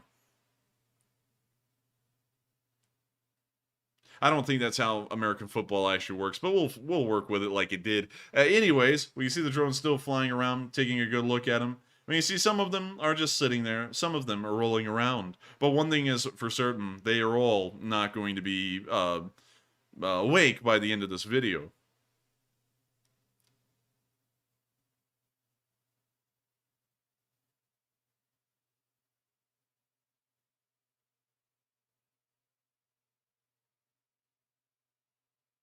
You now see them looking down again at the Russians. They're dropping the next bomblet. And looks like one of them may have gotten had. Well, actually, 2 of them got had. Now watching them still moving around.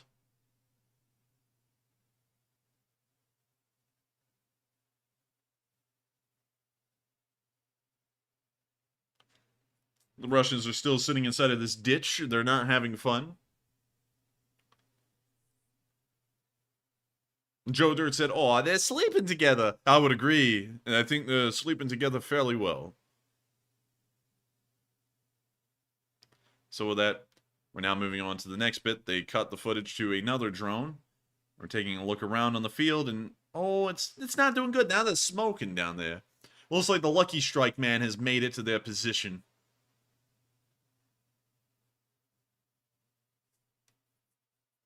When you see the group of Russians now moving up to a destroyed vehicle, this is a mistake. And of course, grouping up. You know, because a Russian can't move without grouping up. Now the rest of them are running up there to get on into this cluster F of potential death and destruction, because the Russians just don't understand that that will be coming for them here in a second. And when you see them pausing the clip right here, and oh, an airburst got half of them. Oh, man. Well, who couldn't see that coming? And Brendan Henderson threw in another $200 support. Man, we got to be close to 21K. We've got to be. Very close. Matthew's over there. I don't know what Matthew's doing, but he's got to be deep in thought or something because he's like sounding out of it. But yes, I just got done writing a poll. Now I'm having to catch up in the live chat too. Man, it's a tough night, I tell you. We now see another airburst hitting the exact same position.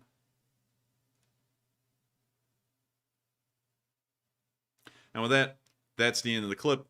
And it's nice to see that the Russians got had. And so with that, we're now going to be moving on.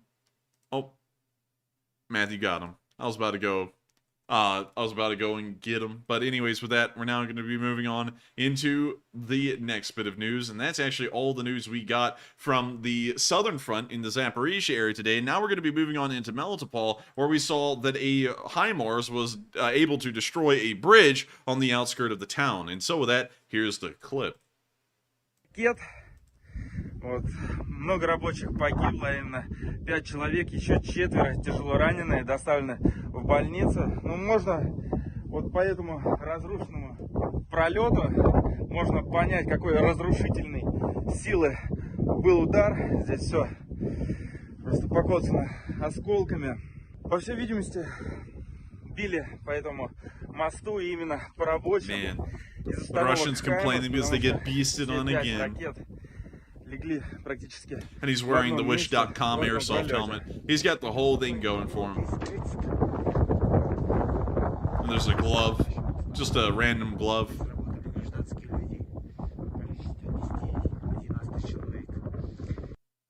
And with that, that's the end of the clip. But we can see it's not going well for the Russians still. They still are not having a fun time. And I just don't know why. I thought this whole thing was supposed to be fun. It was supposed to be a 3-day vacation in Ukraine, and now it's been 12 months of hell. And I've got to tell you, they're getting no respect around here. And so with that, we're now going to be moving on up into the area of Kyiv, where we have the speech from President Volodymyr Zelensky on day 341 of the war. And so without further ado, here is the speech. Бажаю здоров'я, шановні українці. Провів сьогодні чергове засідання Ставки. Основна увага, звичайно, ситуація на фронті. Передусім на Донеччині та на південних напрямках. Ситуація дуже жорстка. Бахмутський, Вугледарський та інші напрямки в Донецькій області – це постійні російські штурми, постійні намагання прорвати нашу оборону.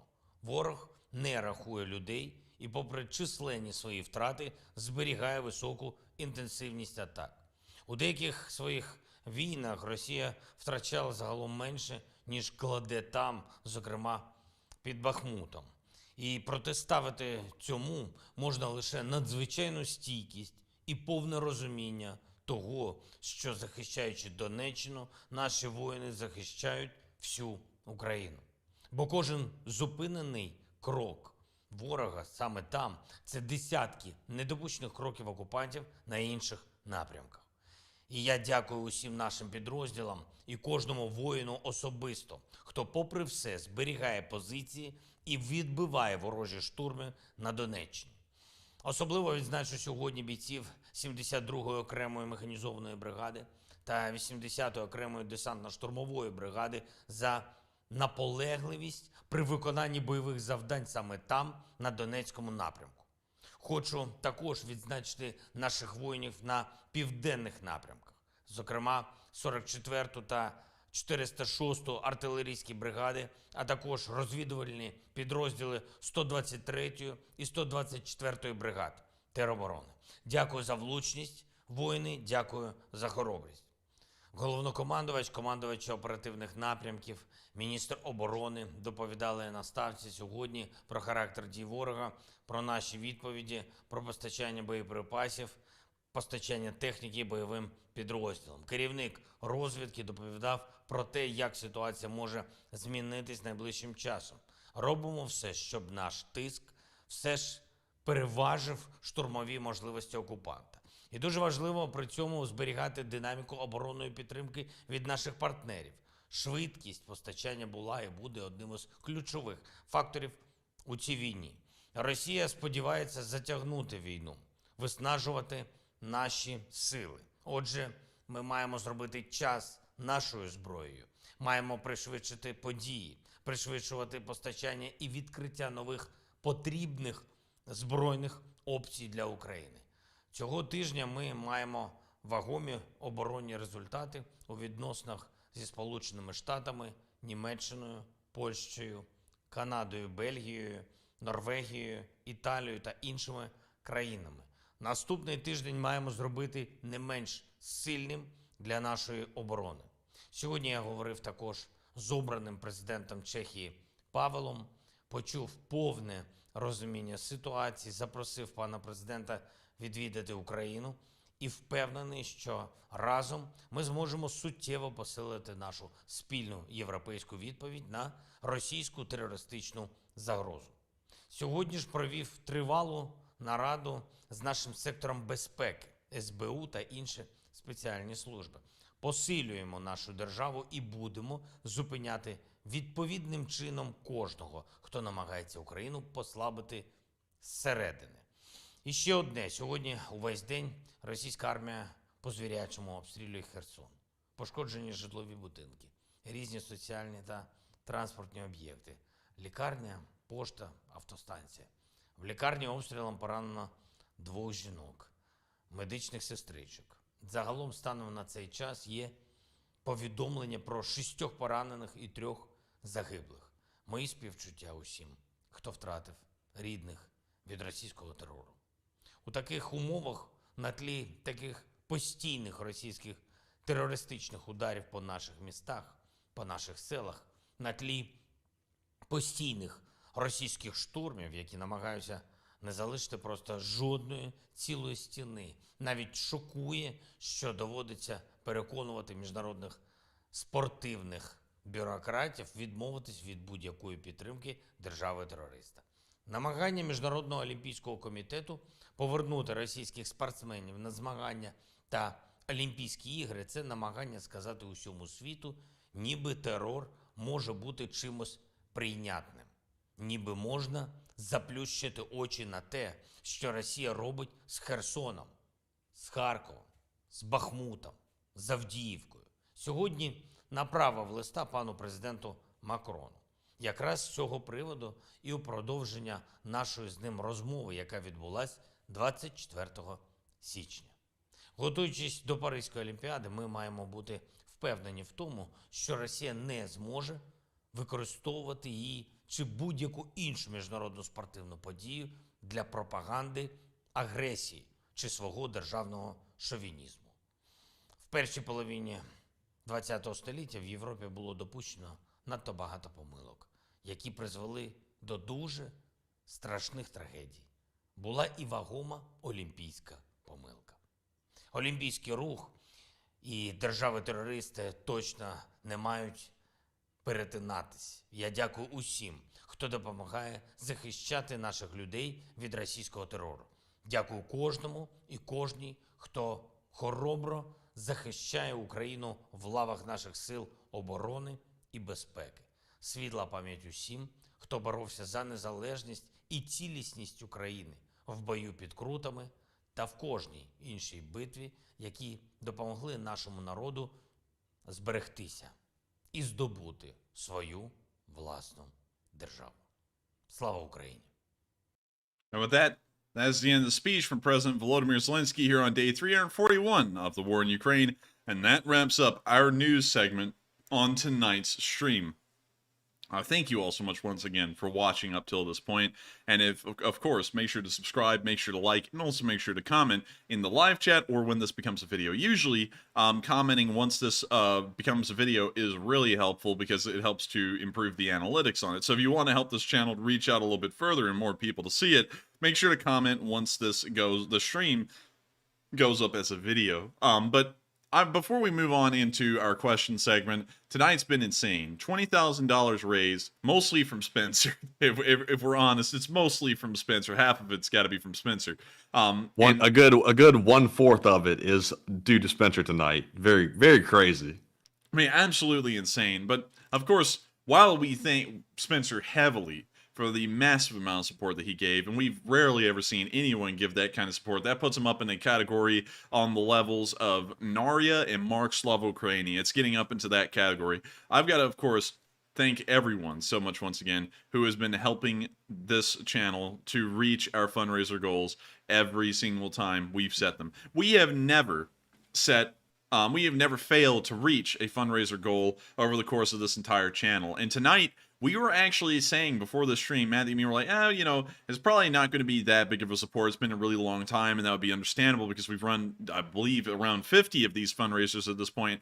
And somehow, some way, we didn't just reach the goal. We reached 400% over the goal. We're at $20,000. That is 400% above $5,000, and we did it easily. We knocked that out in about the first hour of the stream, and I cannot believe that still, that we have made it this far on the fundraiser, and I think that's entirely due to the incredible community that we have on this channel. No other channel has been able to fundraise like this in such a short amount of time, except for one, and that's Mr. Beast. But Mr. Beast has got, 130 million subscribers, so that's kind of different. But I've never seen a channel out there that covers the Ukraine war that has fundraised as much as this one. And that is not due to me or Matthew or anything that we're doing. That's entirely because of y'all. And without y'all, this fundraiser would have never gotten as far as it did tonight. So make sure to all congratulate each other and have pride that y'all are all Lee Spring Army soldiers, because only through the Lee Spring Army is this kind of stuff possible. It's never been seen anywhere else. And so with that, I thank you all so much once again for watching the news segment. We're now about to be moving into the question segment, and I'm going to have to make sure that we put a time constraint on this one tonight. We are going to be ending this stream in 40 minutes time, so the question segment will last until 11:30 p.m. Central Standard Time, or 12:30 a.m., I believe, Eastern Standard Time. Because I have to actually get to some college work after this and then wake up and go to college tomorrow. So with that, let's get on into the polls, if you were even able to run any polls. And also, Matthew, I've got to tell you, I was actually right when I said support this fundraiser and you'll bring out the bots, because I've seen you tonight put down more bots than the Ukrainians put down Russian soldiers today.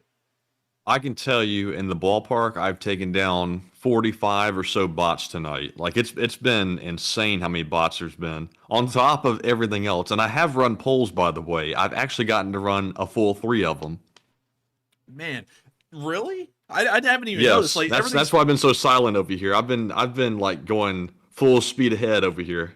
Man, I didn't even notice, because everything was going so quickly in the live chat, and I was trying to make sure to keep track of everything that I didn't even notice. I've got to be honest with y'all, and I don't know if you can agree with me, Matthew, but tonight has been mentally exhausting with the speed that everything's been going at. I mean, like, I'm trying to keep up with the news, and I'm watching the live chat nonstop while covering the news and looking at 2 screens. And then, I mean, like, it's just been a crazy night. I'm telling you, like, absolutely. I gotta say, tonight has absolutely like drained me. I'm sitting here thinking, "Geez, I feel like Zelensky looked in that speech video tonight." That's how I feel. Oh man, I'm feeling like that too. And what's crazy is that I have to actually get to some college work here right after the stream, so my night's not over at all. And then I've got to get up tomorrow early, way early in the morning, to get to college and then start the 5-day week over. I don't get a break anymore. I literally just don't get a break. And I was like, dang, tonight's been crazy, but I'm more than happy to be exhausted for this reason, because we've done so much help and so much good work tonight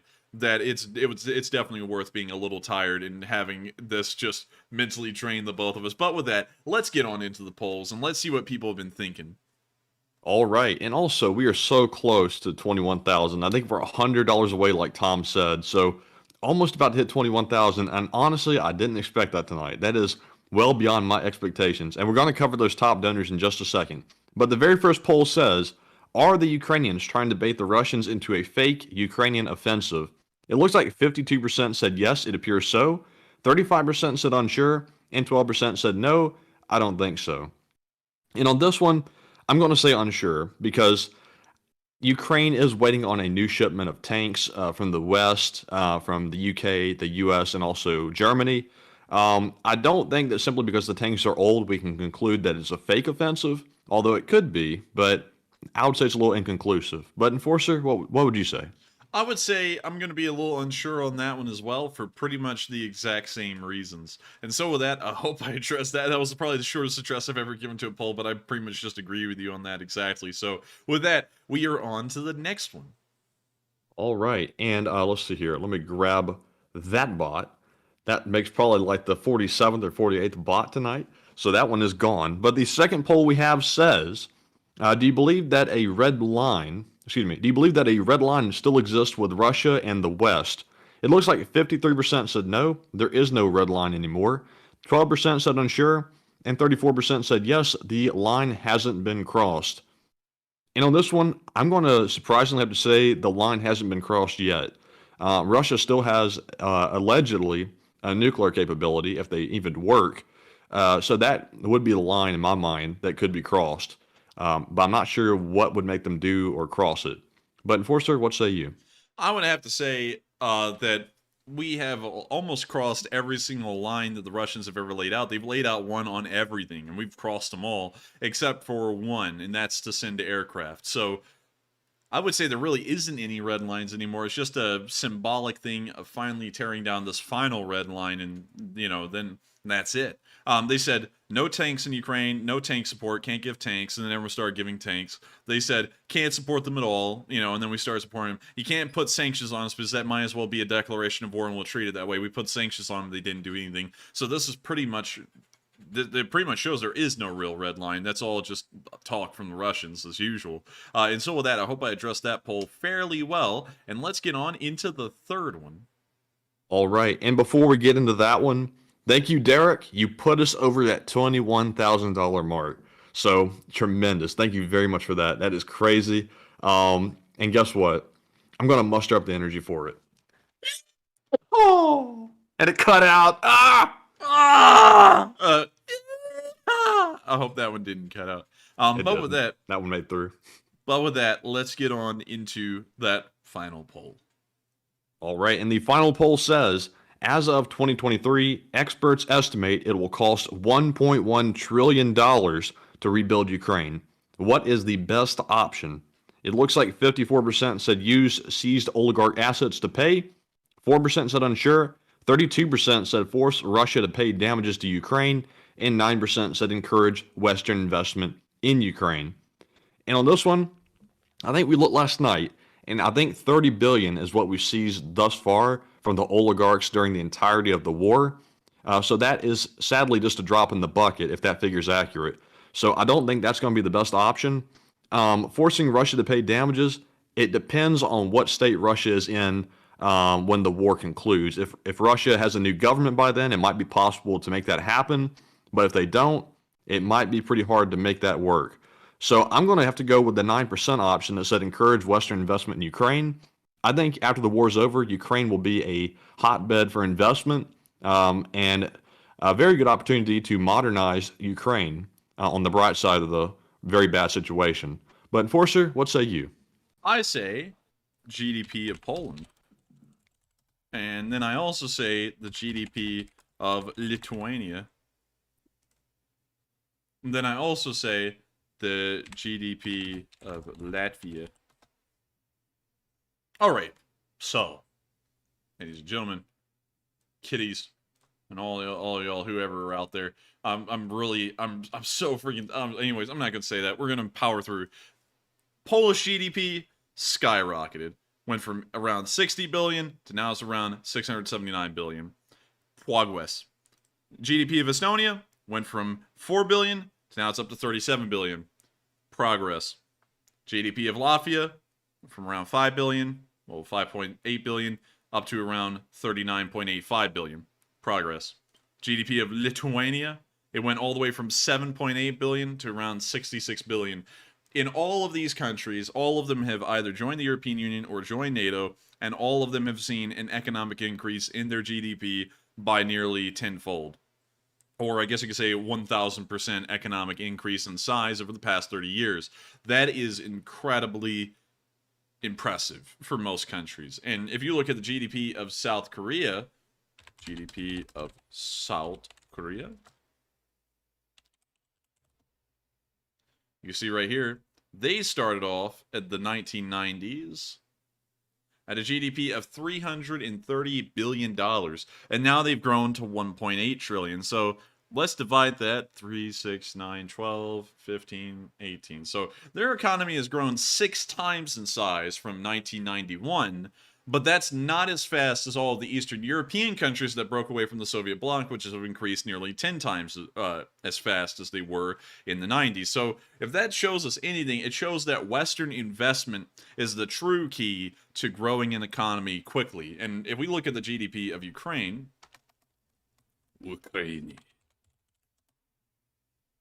can see that their economy started off in the 90s around 81 billion. And in 2021, they were at 200 billion. So over the course of 30 years, and most of that being slightly neutral or friendly to the Russians, their economy has hardly grown. And so, in my opinion, I think that with everything involved right now, and if the Ukrainians win, well, when the Ukrainians win the war and they join pretty much a Western economic union or some kind of a Western economic pact, I think that there will be a lot of room for Western investment in Ukraine that will see their economy skyrocket, much like all of the other Eastern European countries that have ended up joining NATO and the European Union. I think it'd just be a matter of time. And going off of that projection, if the Ukrainians in 1991 had a GDP of $77 billion, that means that over the course of the next 10 to 15 years after this war is over, and their economy accelerated at the same speed as Poland's did, they would have a GDP of around $770 billion instead, which is fairly substantial. That means they would actually have an economy larger than Poland's by the time that another 15 years pass. So incredibly good for them. And I think I'd have to also agree with the 9% that investing in them would probably be the best thing to do instead of seizing assets, because that doesn't really allow for any kind of business growth or anything like that. That's just a one-time lump sum. They use it and that's it. And that doesn't have a lot of potential in it. And so with that, I hope that does. And also another thing I just saw, It looks like recently Zelensky met with the CEO of BlackRock, which is one of the largest investment groups in the United States. And they've basically kind of come to an understanding that BlackRock is going to invest heavily into the rebuilding of Ukraine when the war is over. So that's a good sign, because typically the investment groups in the United States follow suit after BlackRock, because they're considered the industry leaders in the investment sector. So they'll probably have a tremendous amount of private investment, which will probably be the bulk of the funding for the rebuilding of Ukraine. I would also agree with that. And also, I saw someone say, why not have both? That's always the thing I say. Why not just give them the seized assets, liquidate them, and then give them the cash, and then also invest in them as well? It's a win-win for Ukraine, and they get something out of it too. And so with that, I hope we addressed that poll fairly well. And we're now, I think, moving on into the questions, or recognizing top donors in between the last question segment and this one. And yes, we are recognizing our final list of top donors for the night. And of course, we have to return back to that $2,000 donation that we got earlier from Spencer, along with that $873 as well. And Spencer, we've been saying your name a lot tonight, and we're going to say it again. Thank you very much for your generosity. You are the big-time donator of the night. Absolutely. And he's like the BlackRock of the stream tonight. He's investing heavily in Ukraine. But thank you so much for that generosity once again. And up next, we have a $200 donation from Steve Sturko. Once again, he's also been very generous tonight, and thank you very much. Then we have a $200 from Brendan Henderson, a $100 from Guns SMFL, another $100 from Cindy Mitchell. Then we have one from Daniel Lee, Gene Kustra, Derek CZ. We have that 69 from PsyOps, nice. A 50 from Dieter Pomberger, another one from Benjamin Rude, Axel K, Classic Bob 44, Zoan Tran, Jose Ruano, Landlubber, Ash Van Ease, and a 40 from Richard Daniel Jr. But thank you all so very much once again for that generosity. And Enforcer, what say you before we round this segment out and start on the questions? I've got to say, I think I've said almost everything I can tonight, but it is unbelievable that we've been able to reach $20,000, and this all thanks to every single one of y'all. Spencer has been a huge part of tonight's fundraiser, but there have been hundreds of y'all who have supported, and every single one of y'all is deserving of a massive load of praise. And so with that, thank you to everyone who supported tonight's fundraiser again. And with that, let's get on into the question segment while my mind has already shut down. All right. So our first question from the question segment is going to go to Alan MacLeod, who says, Enforcer, there are conflicting reports that the Shahed factory was not targeted. Do you have any new thoughts? We have heard that it was. We've heard that it wasn't. I would assume that it was, and it's just that we're not really getting any clear information right now, because that would be one of the most active factories in Iran right now, because there are orders to be fulfilled for Shaheds.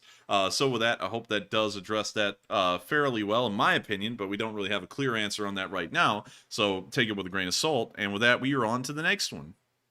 All right, and up next, we have a question from David Myers, who says, did you know that Ukraine soldiers cannot criticize the military or commanders in any way, or they go to prison? It's their law. I don't believe you can do that in the U.S. military without getting into some serious trouble as well. That's right. Yeah, so that's kind of normal. You know, you don't want soldiers sitting there saying, dude, the general sucks nuts, bro, because then, that's insubordination, and that can cause mutinies and a whole kind of nasty bad things that can happen. So that's not really shocking. That's just normal, that you have to keep order somehow. So with that, I hope that answers that question fairly well, and we are on to the next one. All right. And up next, we have a question from Jerry East, who says, have been seeking info on Putin, if he is dead or alive, and have you two had any luck with that? And I'll say that I have seen that it looks like Putin was on a Zoom call or something to that effect a few days back. Although I haven't really seen any pictures from it, but allegedly he was. But Enforcer, what have you heard? I haven't heard anything about it, really. I would assume that he's alive, because if he died, a power struggle would begin, and that would require an official announcement, so that way the Blood Bowl could begin in the Russian government. And so with that, I hope that addresses that fairly well, and we are on to the next one. All right, and the next one goes to Mad Machine, who says, Enforcer, is Ukraine waiting for the tanks before launching the next offensive? I can't really say for certain. They haven't ever waited for anything before when they conducted other offensives. They just conducted them whenever it was most suitable and advantageous. So I would say probably not based off the precedent they've shown, but the tanks will definitely help them in future offensives or in current defensives. And so with that, I hope that answers that question fairly well. And we are on to the next one. And up next, we have a question from Eric Meiling, who says, Boris Johnson says Putin threatened him with missile strike in run-up to Russia's invasion per the Kyiv Independent. Can you confirm this? Wait, reread that one again? Who did Boris Johnson threaten? No, Boris Johnson was threatened by Putin with a missile strike in run-up to Russia's invasion, reported by the Kyiv Independent, says Eric. I would have to actually get an account of that from Boris Johnson himself through some kind of a video interview or something similar, because I would highly doubt that the Russians would directly threaten open warfare with a key NATO member, because that is practically threatening the entire NATO alliance. So off the bat, I wouldn't believe it, but I'll try and look into that a little bit more and see if there is any merit to it. And so with that, we are on to the next one. Thank you for bringing that up, and I'll make sure to look into that a little bit more. All right. And up next, we have a question from Mon Turn, who says, have you heard of the news that Putin's body double has been confirmed going to public functions and interviews and such? No, I haven't. I wouldn't doubt that either, because we do know that Putin does have body doubles. So I wouldn't doubt that one bit. But I haven't seen any video or picture evidence of the body double doing anything. So I just have to still keep that in mind, because we always work off of video and picture evidence. We live in a world where everything is filmed and everything is published, or there's a picture of it, and I haven't seen any. But with that, we are on to the next one. I hope we addressed that fairly well. All right, and up next, we have a question from Haxor, who says, do you think Iran may retaliate against Ukraine for the bombing? And I don't think we've confirmed it's Ukraine yet. I think it might have been Israel or somebody else. I don't think... I will say this, Ukraine is definitely ruled out. The Ukrainians do not have the ability to travel that far to Iran and start attacking the Iranians, because right now it's fairly rare for them to attack inside of Crimea, which is right there. So it would be very weird for them to be flying all the way through Turkey or the Black Sea or something similar, and then into Iran and attacking arms factories there. So I would highly doubt that that was the Ukrainians. It was probably someone else like Israel, or another country that actually has the ability to do it. Most people are saying it was Israel, but there's not enough hardcore proof to confirm or deny that at this point. And so with that, I hope that answers the question fairly well, and we are on to the next one. And up next, we have a question from CH, who says, do you think Russia will run out of soldiers before Ukraine will? The last statistic I heard was Russian soldiers being killed 10-1. We believe that on this channel, we believe that Russian soldiers are being killed somewhere around 4 or 5-1 compared to Ukrainian forces. The Russians will most likely run out of manpower, though, before the Ukrainians do, because while the Ukrainians have a much smaller man pool to work with, they're also losing the forces at a much slower rate. So going off of that, and also considering that if it's a loss ratio of 5-1 and the Ukrainian manpower pool is something like a third of the size of Russia's manpower pool, going off of those numbers, the Russians will run out of manpower before the Ukrainians do, but it'll be fairly close if it's a war of attrition and they're just literally fighting the war until one runs out of manpower. It'll be very close for the Ukrainians at that point of the war, but the Russians will still beat them to the punch of running out of manpower. And so with that, I hope that answers the question fairly well, and we are on to the next one. All right, and the next one is going to go to, let's see here. Can we get a yee-haw from for Spencer, Matthew? He asked for one more for the road. Yeah, I'm going to warm up for this one.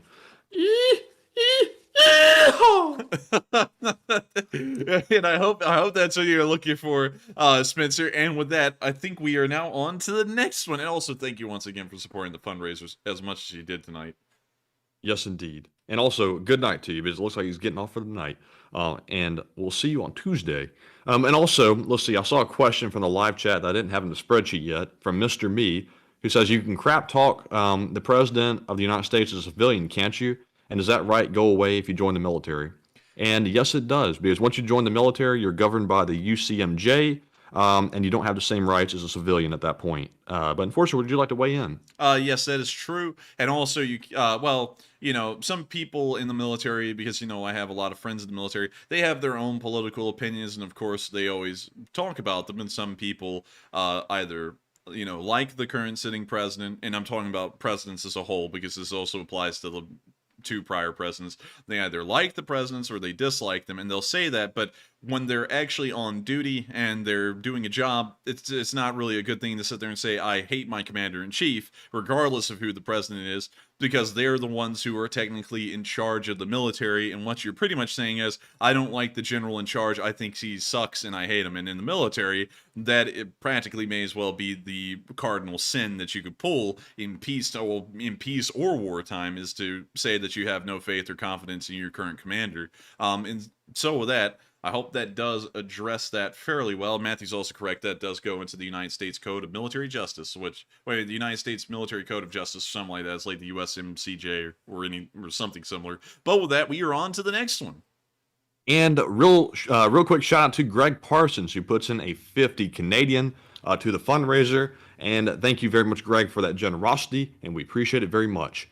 And up next, we have a question from Mr. Bag, who says, so Gerasimov is replacing the PMCs with the regular army in Bakhmut. What happened, and did Prigozhin run out of prisoners? Prigozhin is running out of guys. Yes, that is exactly what's happening. And so they're having to replace the units with Russian army units, because the Wagner is just running out of guys, and some of these units are being stricken off the roster because they're running out of manpower. So with that, I hope that answers that question fairly well, fairly concisely as well. And with that, we are on to the next one. And up next, we have a question from Charles Martel, who says, Enforcer, what is the name of the airburst weapon being used in the war? There's a load of airbursts being used, so unfortunately I can't give an exact name. The Panzerhaubitze uses one kind of airburst. The M777 has another kind of airburst that it can use.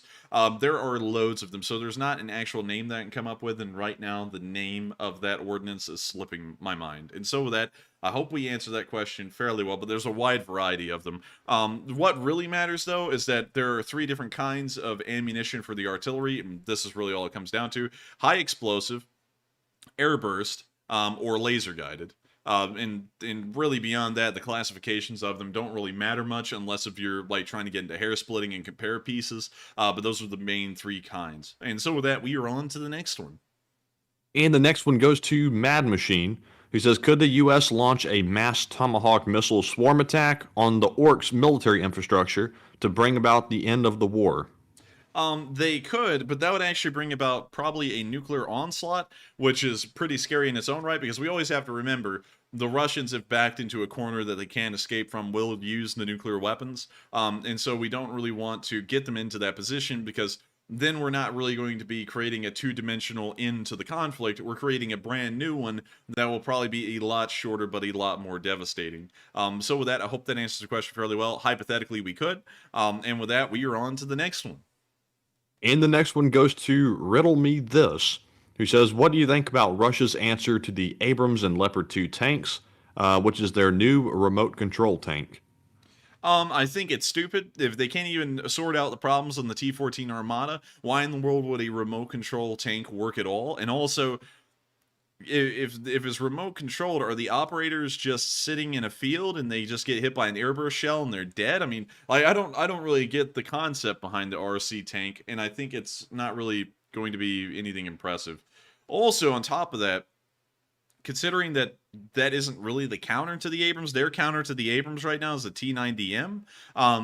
That in its own way kind of defeats the question. Not trying to like just bash the question or anything, but the Russians are always coming up with these stupid one-time gimmick things that they make 5 of, and then they disappear, but they sit there and say that this thing is across the entirety of the Russian armed forces, and it's going to be used to smite the West, but they only have 5 of them, and none of them really work. And so with that, we are on to the next one, but I hope I answered that fairly well. And up next, we have a question from Activista, who says, Enforcer, here's my question. Speaking of nukes, do you think the Isfahan fires were about going after Iran's attempts to get nuclear power? I think it may have been. It's really hard to say, though. The Israelis are known, though, to commit one-off attacks. And this is, of course, supposing it was the Israelis that did it, which most people are saying this is most likely plausible. The Israelis committed a one-time attack on the Iraqis to destroy an attempted nuclear reactor that they were making, and that was to ensure that the Iraqis wouldn't get nuclear weapons. So we know that they've done it before. They could have done it again.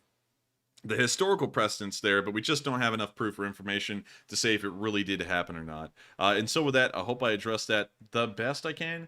And with that, we are on to the next one. And the next question we have is from Bobo Uzala, who says, Enforcer, what types of information have the UK and US intelligence services been providing to the AFU? And is there such a thing as Russian intelligence? I haven't seen any. Slava Ukraine.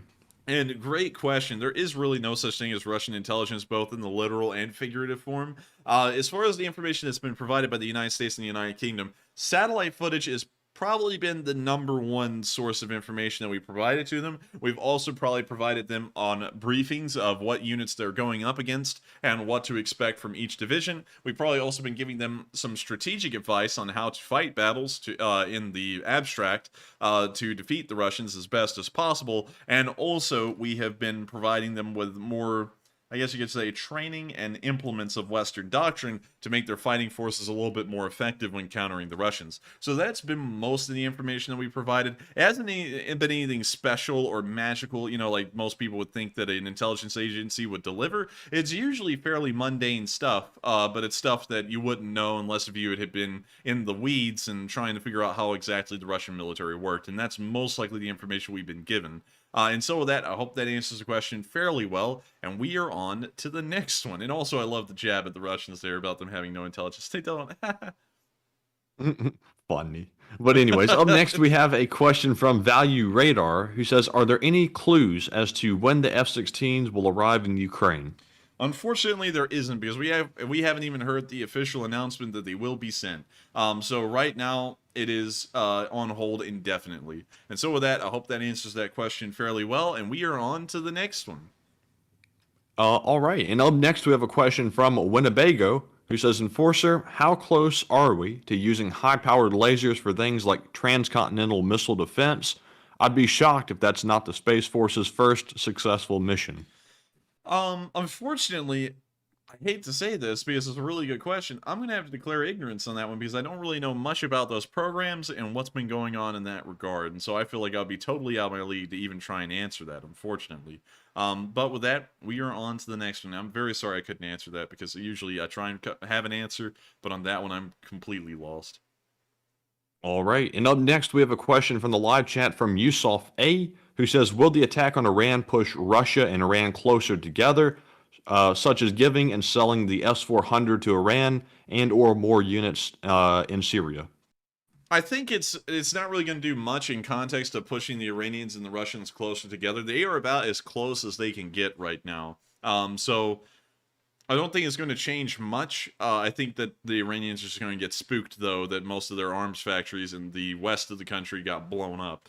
Matthew, whoever did those drone strikes out there said, I'm gonna blow up, but then act like I don't know nobody. You know. But anyway, also, 1 second, I want to check this out. Is there any Street View in Iran? I doubt it. Yeah, there's no Street View. Let's check this out, though.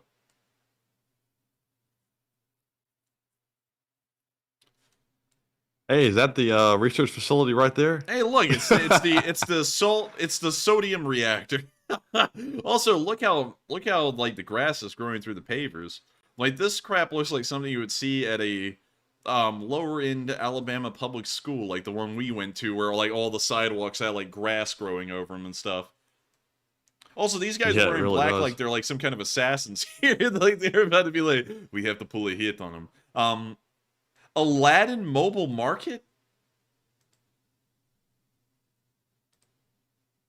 They got security cameras. Modern ones, too. Yeah, you need that. We'll see here. What else do they have? They don't really have a lot in the Aladdin Mobile Market, do they? It's just a square building.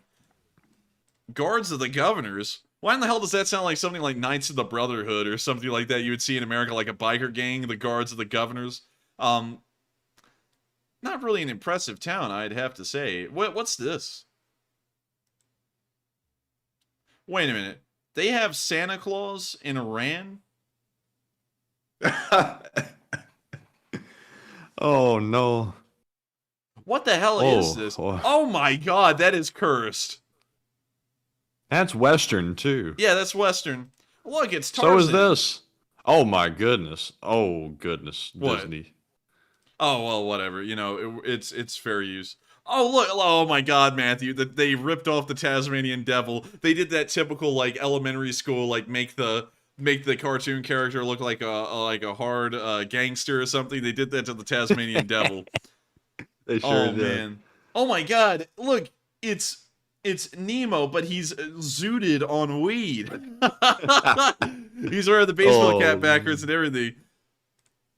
Oh my god, it's Woody's brother, Timber. Man, Woody is straight stoned. Zoom back in on those eyes. Look at that. Look at that. That guy's more stoned than that propagandist, that Solovyov guy. Oh man, dude. Man, Timber has been having a rough time in life ever since he lost his girlfriend, Jessup. It's been terrible. But let's see what else they... Oh my god, it gets worse. It gets worse. Oh, dude, the minion, though, that's gotta be the worst thing here. That minion looks demented. That thing looks like it's an arson, but it uses diesel because it burns slower. Oh, I'm telling you, that... Uh-oh. That's just creepy looking. Also... No comment. Man, this food be jumping! Why does that kid look fake? Like he looks like he's part of like a wax figure, like part of the scene. I don't know. I really don't know. But man, this play. Oh look. Oh my God. Timber has not aged well. Timber has aged poorly. And also, what's that thing in the door? This thing, it will give you nightmares. Oh my God. It said, hello there. Come on in. Hi, everyone. I'm Mr. Rogers. Do you want to come into my house and try to have some cheese and crackers? Well, come on. Or in. it looks like it's saying, you might want to stay back. You don't want to come in here, little fella. Dude, this place is scary. Like, this is no place I'd take a kid, man. This thing is just terrifying. Oh, look. There he is again. There's Timber. Man, Timber is doing worse by the year, man. Is that like a hamburger place or something? I think I saw Mr. Burger or something like that on the side of it. Beast Burger? Nah, not in Iran. Oh no, it's Xi Jinping. Oh man, now they're even taking hits at China. Man, what's next? Oh man, let's see here. It looks like the only attractions here are the Minion and Timber, and that's it. Is there anything else in this stupid town? Like this town's getting worse and worse. The more we look at it, there's this historical house. Oh, that actually is quite nice, actually. But they're not really showing the outside of the house. What's this? Oh, it's the well. They have a well in the house. That's cool. But man, anyways, moving on. Poor Timber, Rip Timber, and also Xi Jinping. Dang, they did him dirty in there. And now the Chinese government... Bing Jiling. Bing Jiling. I forgot how to pronounce it exactly, but wait a minute. There's another amusement park. We got to check this one out. Iranian amusement parks are poor elephant. But I hate to see him in captivity. Lions too. You mean tiger? That's a tiger. Also, oh man, that poor bear. Poor bear needs to eat. Man, they look poorly kept too. Got some camels. They got this thing. It looks kind of like a deer, but I don't know if it is a deer. It's from Chernobyl, probably. Finally, there's a lion right there. Oh goodness, poor thing's leg. Wow. That's a camera lens flare thing. Like, it's not. Are you sure about that? Yeah, you can see the face of the person right here. That's like their coat or something. I must be seeing things. I don't see that. Oh look, deer. You said deer. Someone said the other thing was a moose. I'll believe you. Let's see. They're wearing cowboy hats. How come Iran hates the West so much, but everything they have is like Western related? You know, like, are they not original enough to come up with their own stuff to hate the West with? They have to use Western stuff and still hate the West. People hate the West. People hate the United States in particular because they they copy us so much that they feel like there isn't anything good in their own country. That's got to be the reason why countries like Iran hate us. Because you look at their amusement parks, it's filled with American stuff. And that obviously shows that there's some kind of a market over there for American culture or American entertainment. Otherwise, if they hated America that bad, why is it there? But anyways, with that, we are on to the next question. All right, and the next question goes to White Lightning 777, who says, are polar bears or Siberian tigers in Ukraine or just Russia? If they're in Ukraine, they have an extra food source, they say. Siberian tigers are no longer in Ukraine. Their range is incredibly small. Siberian tiger range. So this is their range. They're all the way over in East Asia at this point. Pretty much Manchuria and the Vladivostok area. So you will not see one in Ukraine, unfortunately. But they're pretty cool looking. Here, I'll show you a picture. Pretty cool. Pretty cool. That's a nice tiger. I like the white. That is a tiger. I like the white tigers. They look really neat. It's like an albino version. This one here. Do they have any of those like mixtures? You know, the tiger and the lion. Tiger lion mix. Oh, that thing just. That's right. They called it. It was a liger. That was a. Dude, this one looks like it was mixed with a corgi. Like the legs got super short. And also look at that little cub up there hanging on to it. It's like, help me. I love how people like to get around these things and expect they're not going to get mauled by it eventually. Look at this thing. The head's as big as the person. Oh my goodness. That is massive. Man, that thing's a chonker too. That thing's been eaten. But anyways. Oh, we have a cambot. Oh, get rid of it, Matthew. Get rid of it. And so with that, we are on to the next one. All right. And the next one is going to go to Chip Kerwan, who says, any details on the net result of attack on Iran war criminals? Unfortunately, we're not getting a lot of information at all about Iran. Only thing we got was the strikes. We don't know anything about casualties. So with that, I hope that answers that fairly well. And of course, I've got to give a little credit where credit's due here to our channel, because we actually, Matthew and me both took an effort to focus on what was happening then. No one else at all focused on that. Like, not even the mainstream news made any point about covering that. And I thought that was really stupid, because that looks as though the Iranians were getting attacked in a war. And so with that, we are on to the next one. I think this is going to be the second to last one of the night, actually. And that's right. And this one goes to Keith Nicholas, who says, Enforcer, do you know if there is a man-portable counter-battery missile or similar? Could a loitering munition drone launched from near the front fill that role? Unfortunately, I don't understand that question well enough to answer it, unfortunately. So with that, we're going to be moving on to the next one. I'm sorry, though.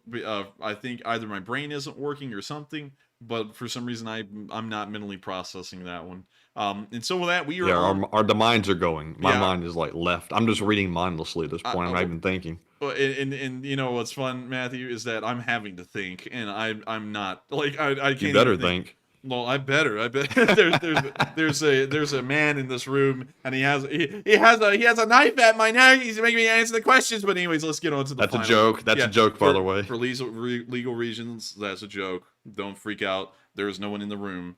It's just me and a fan and a heater, because I got to run the fan to keep it cold, but then I also have to run the heater to balance out the cold. But anyways, we are on to the final question of the night. And so, who is the lucky last person who threw in that lucky last question of the night? And that viewer is Eric Garrett. Eric Garrett, who says,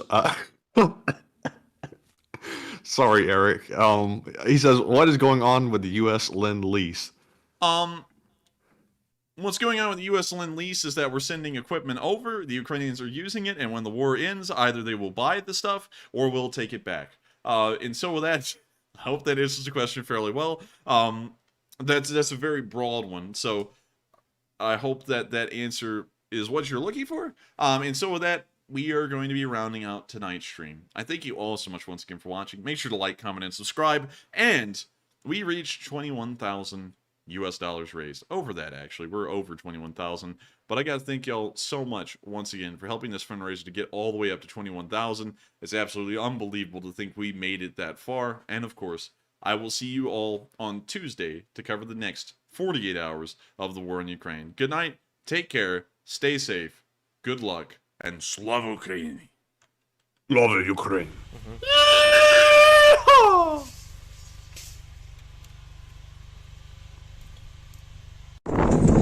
Yes. The Lviv Spring Army sends its regards.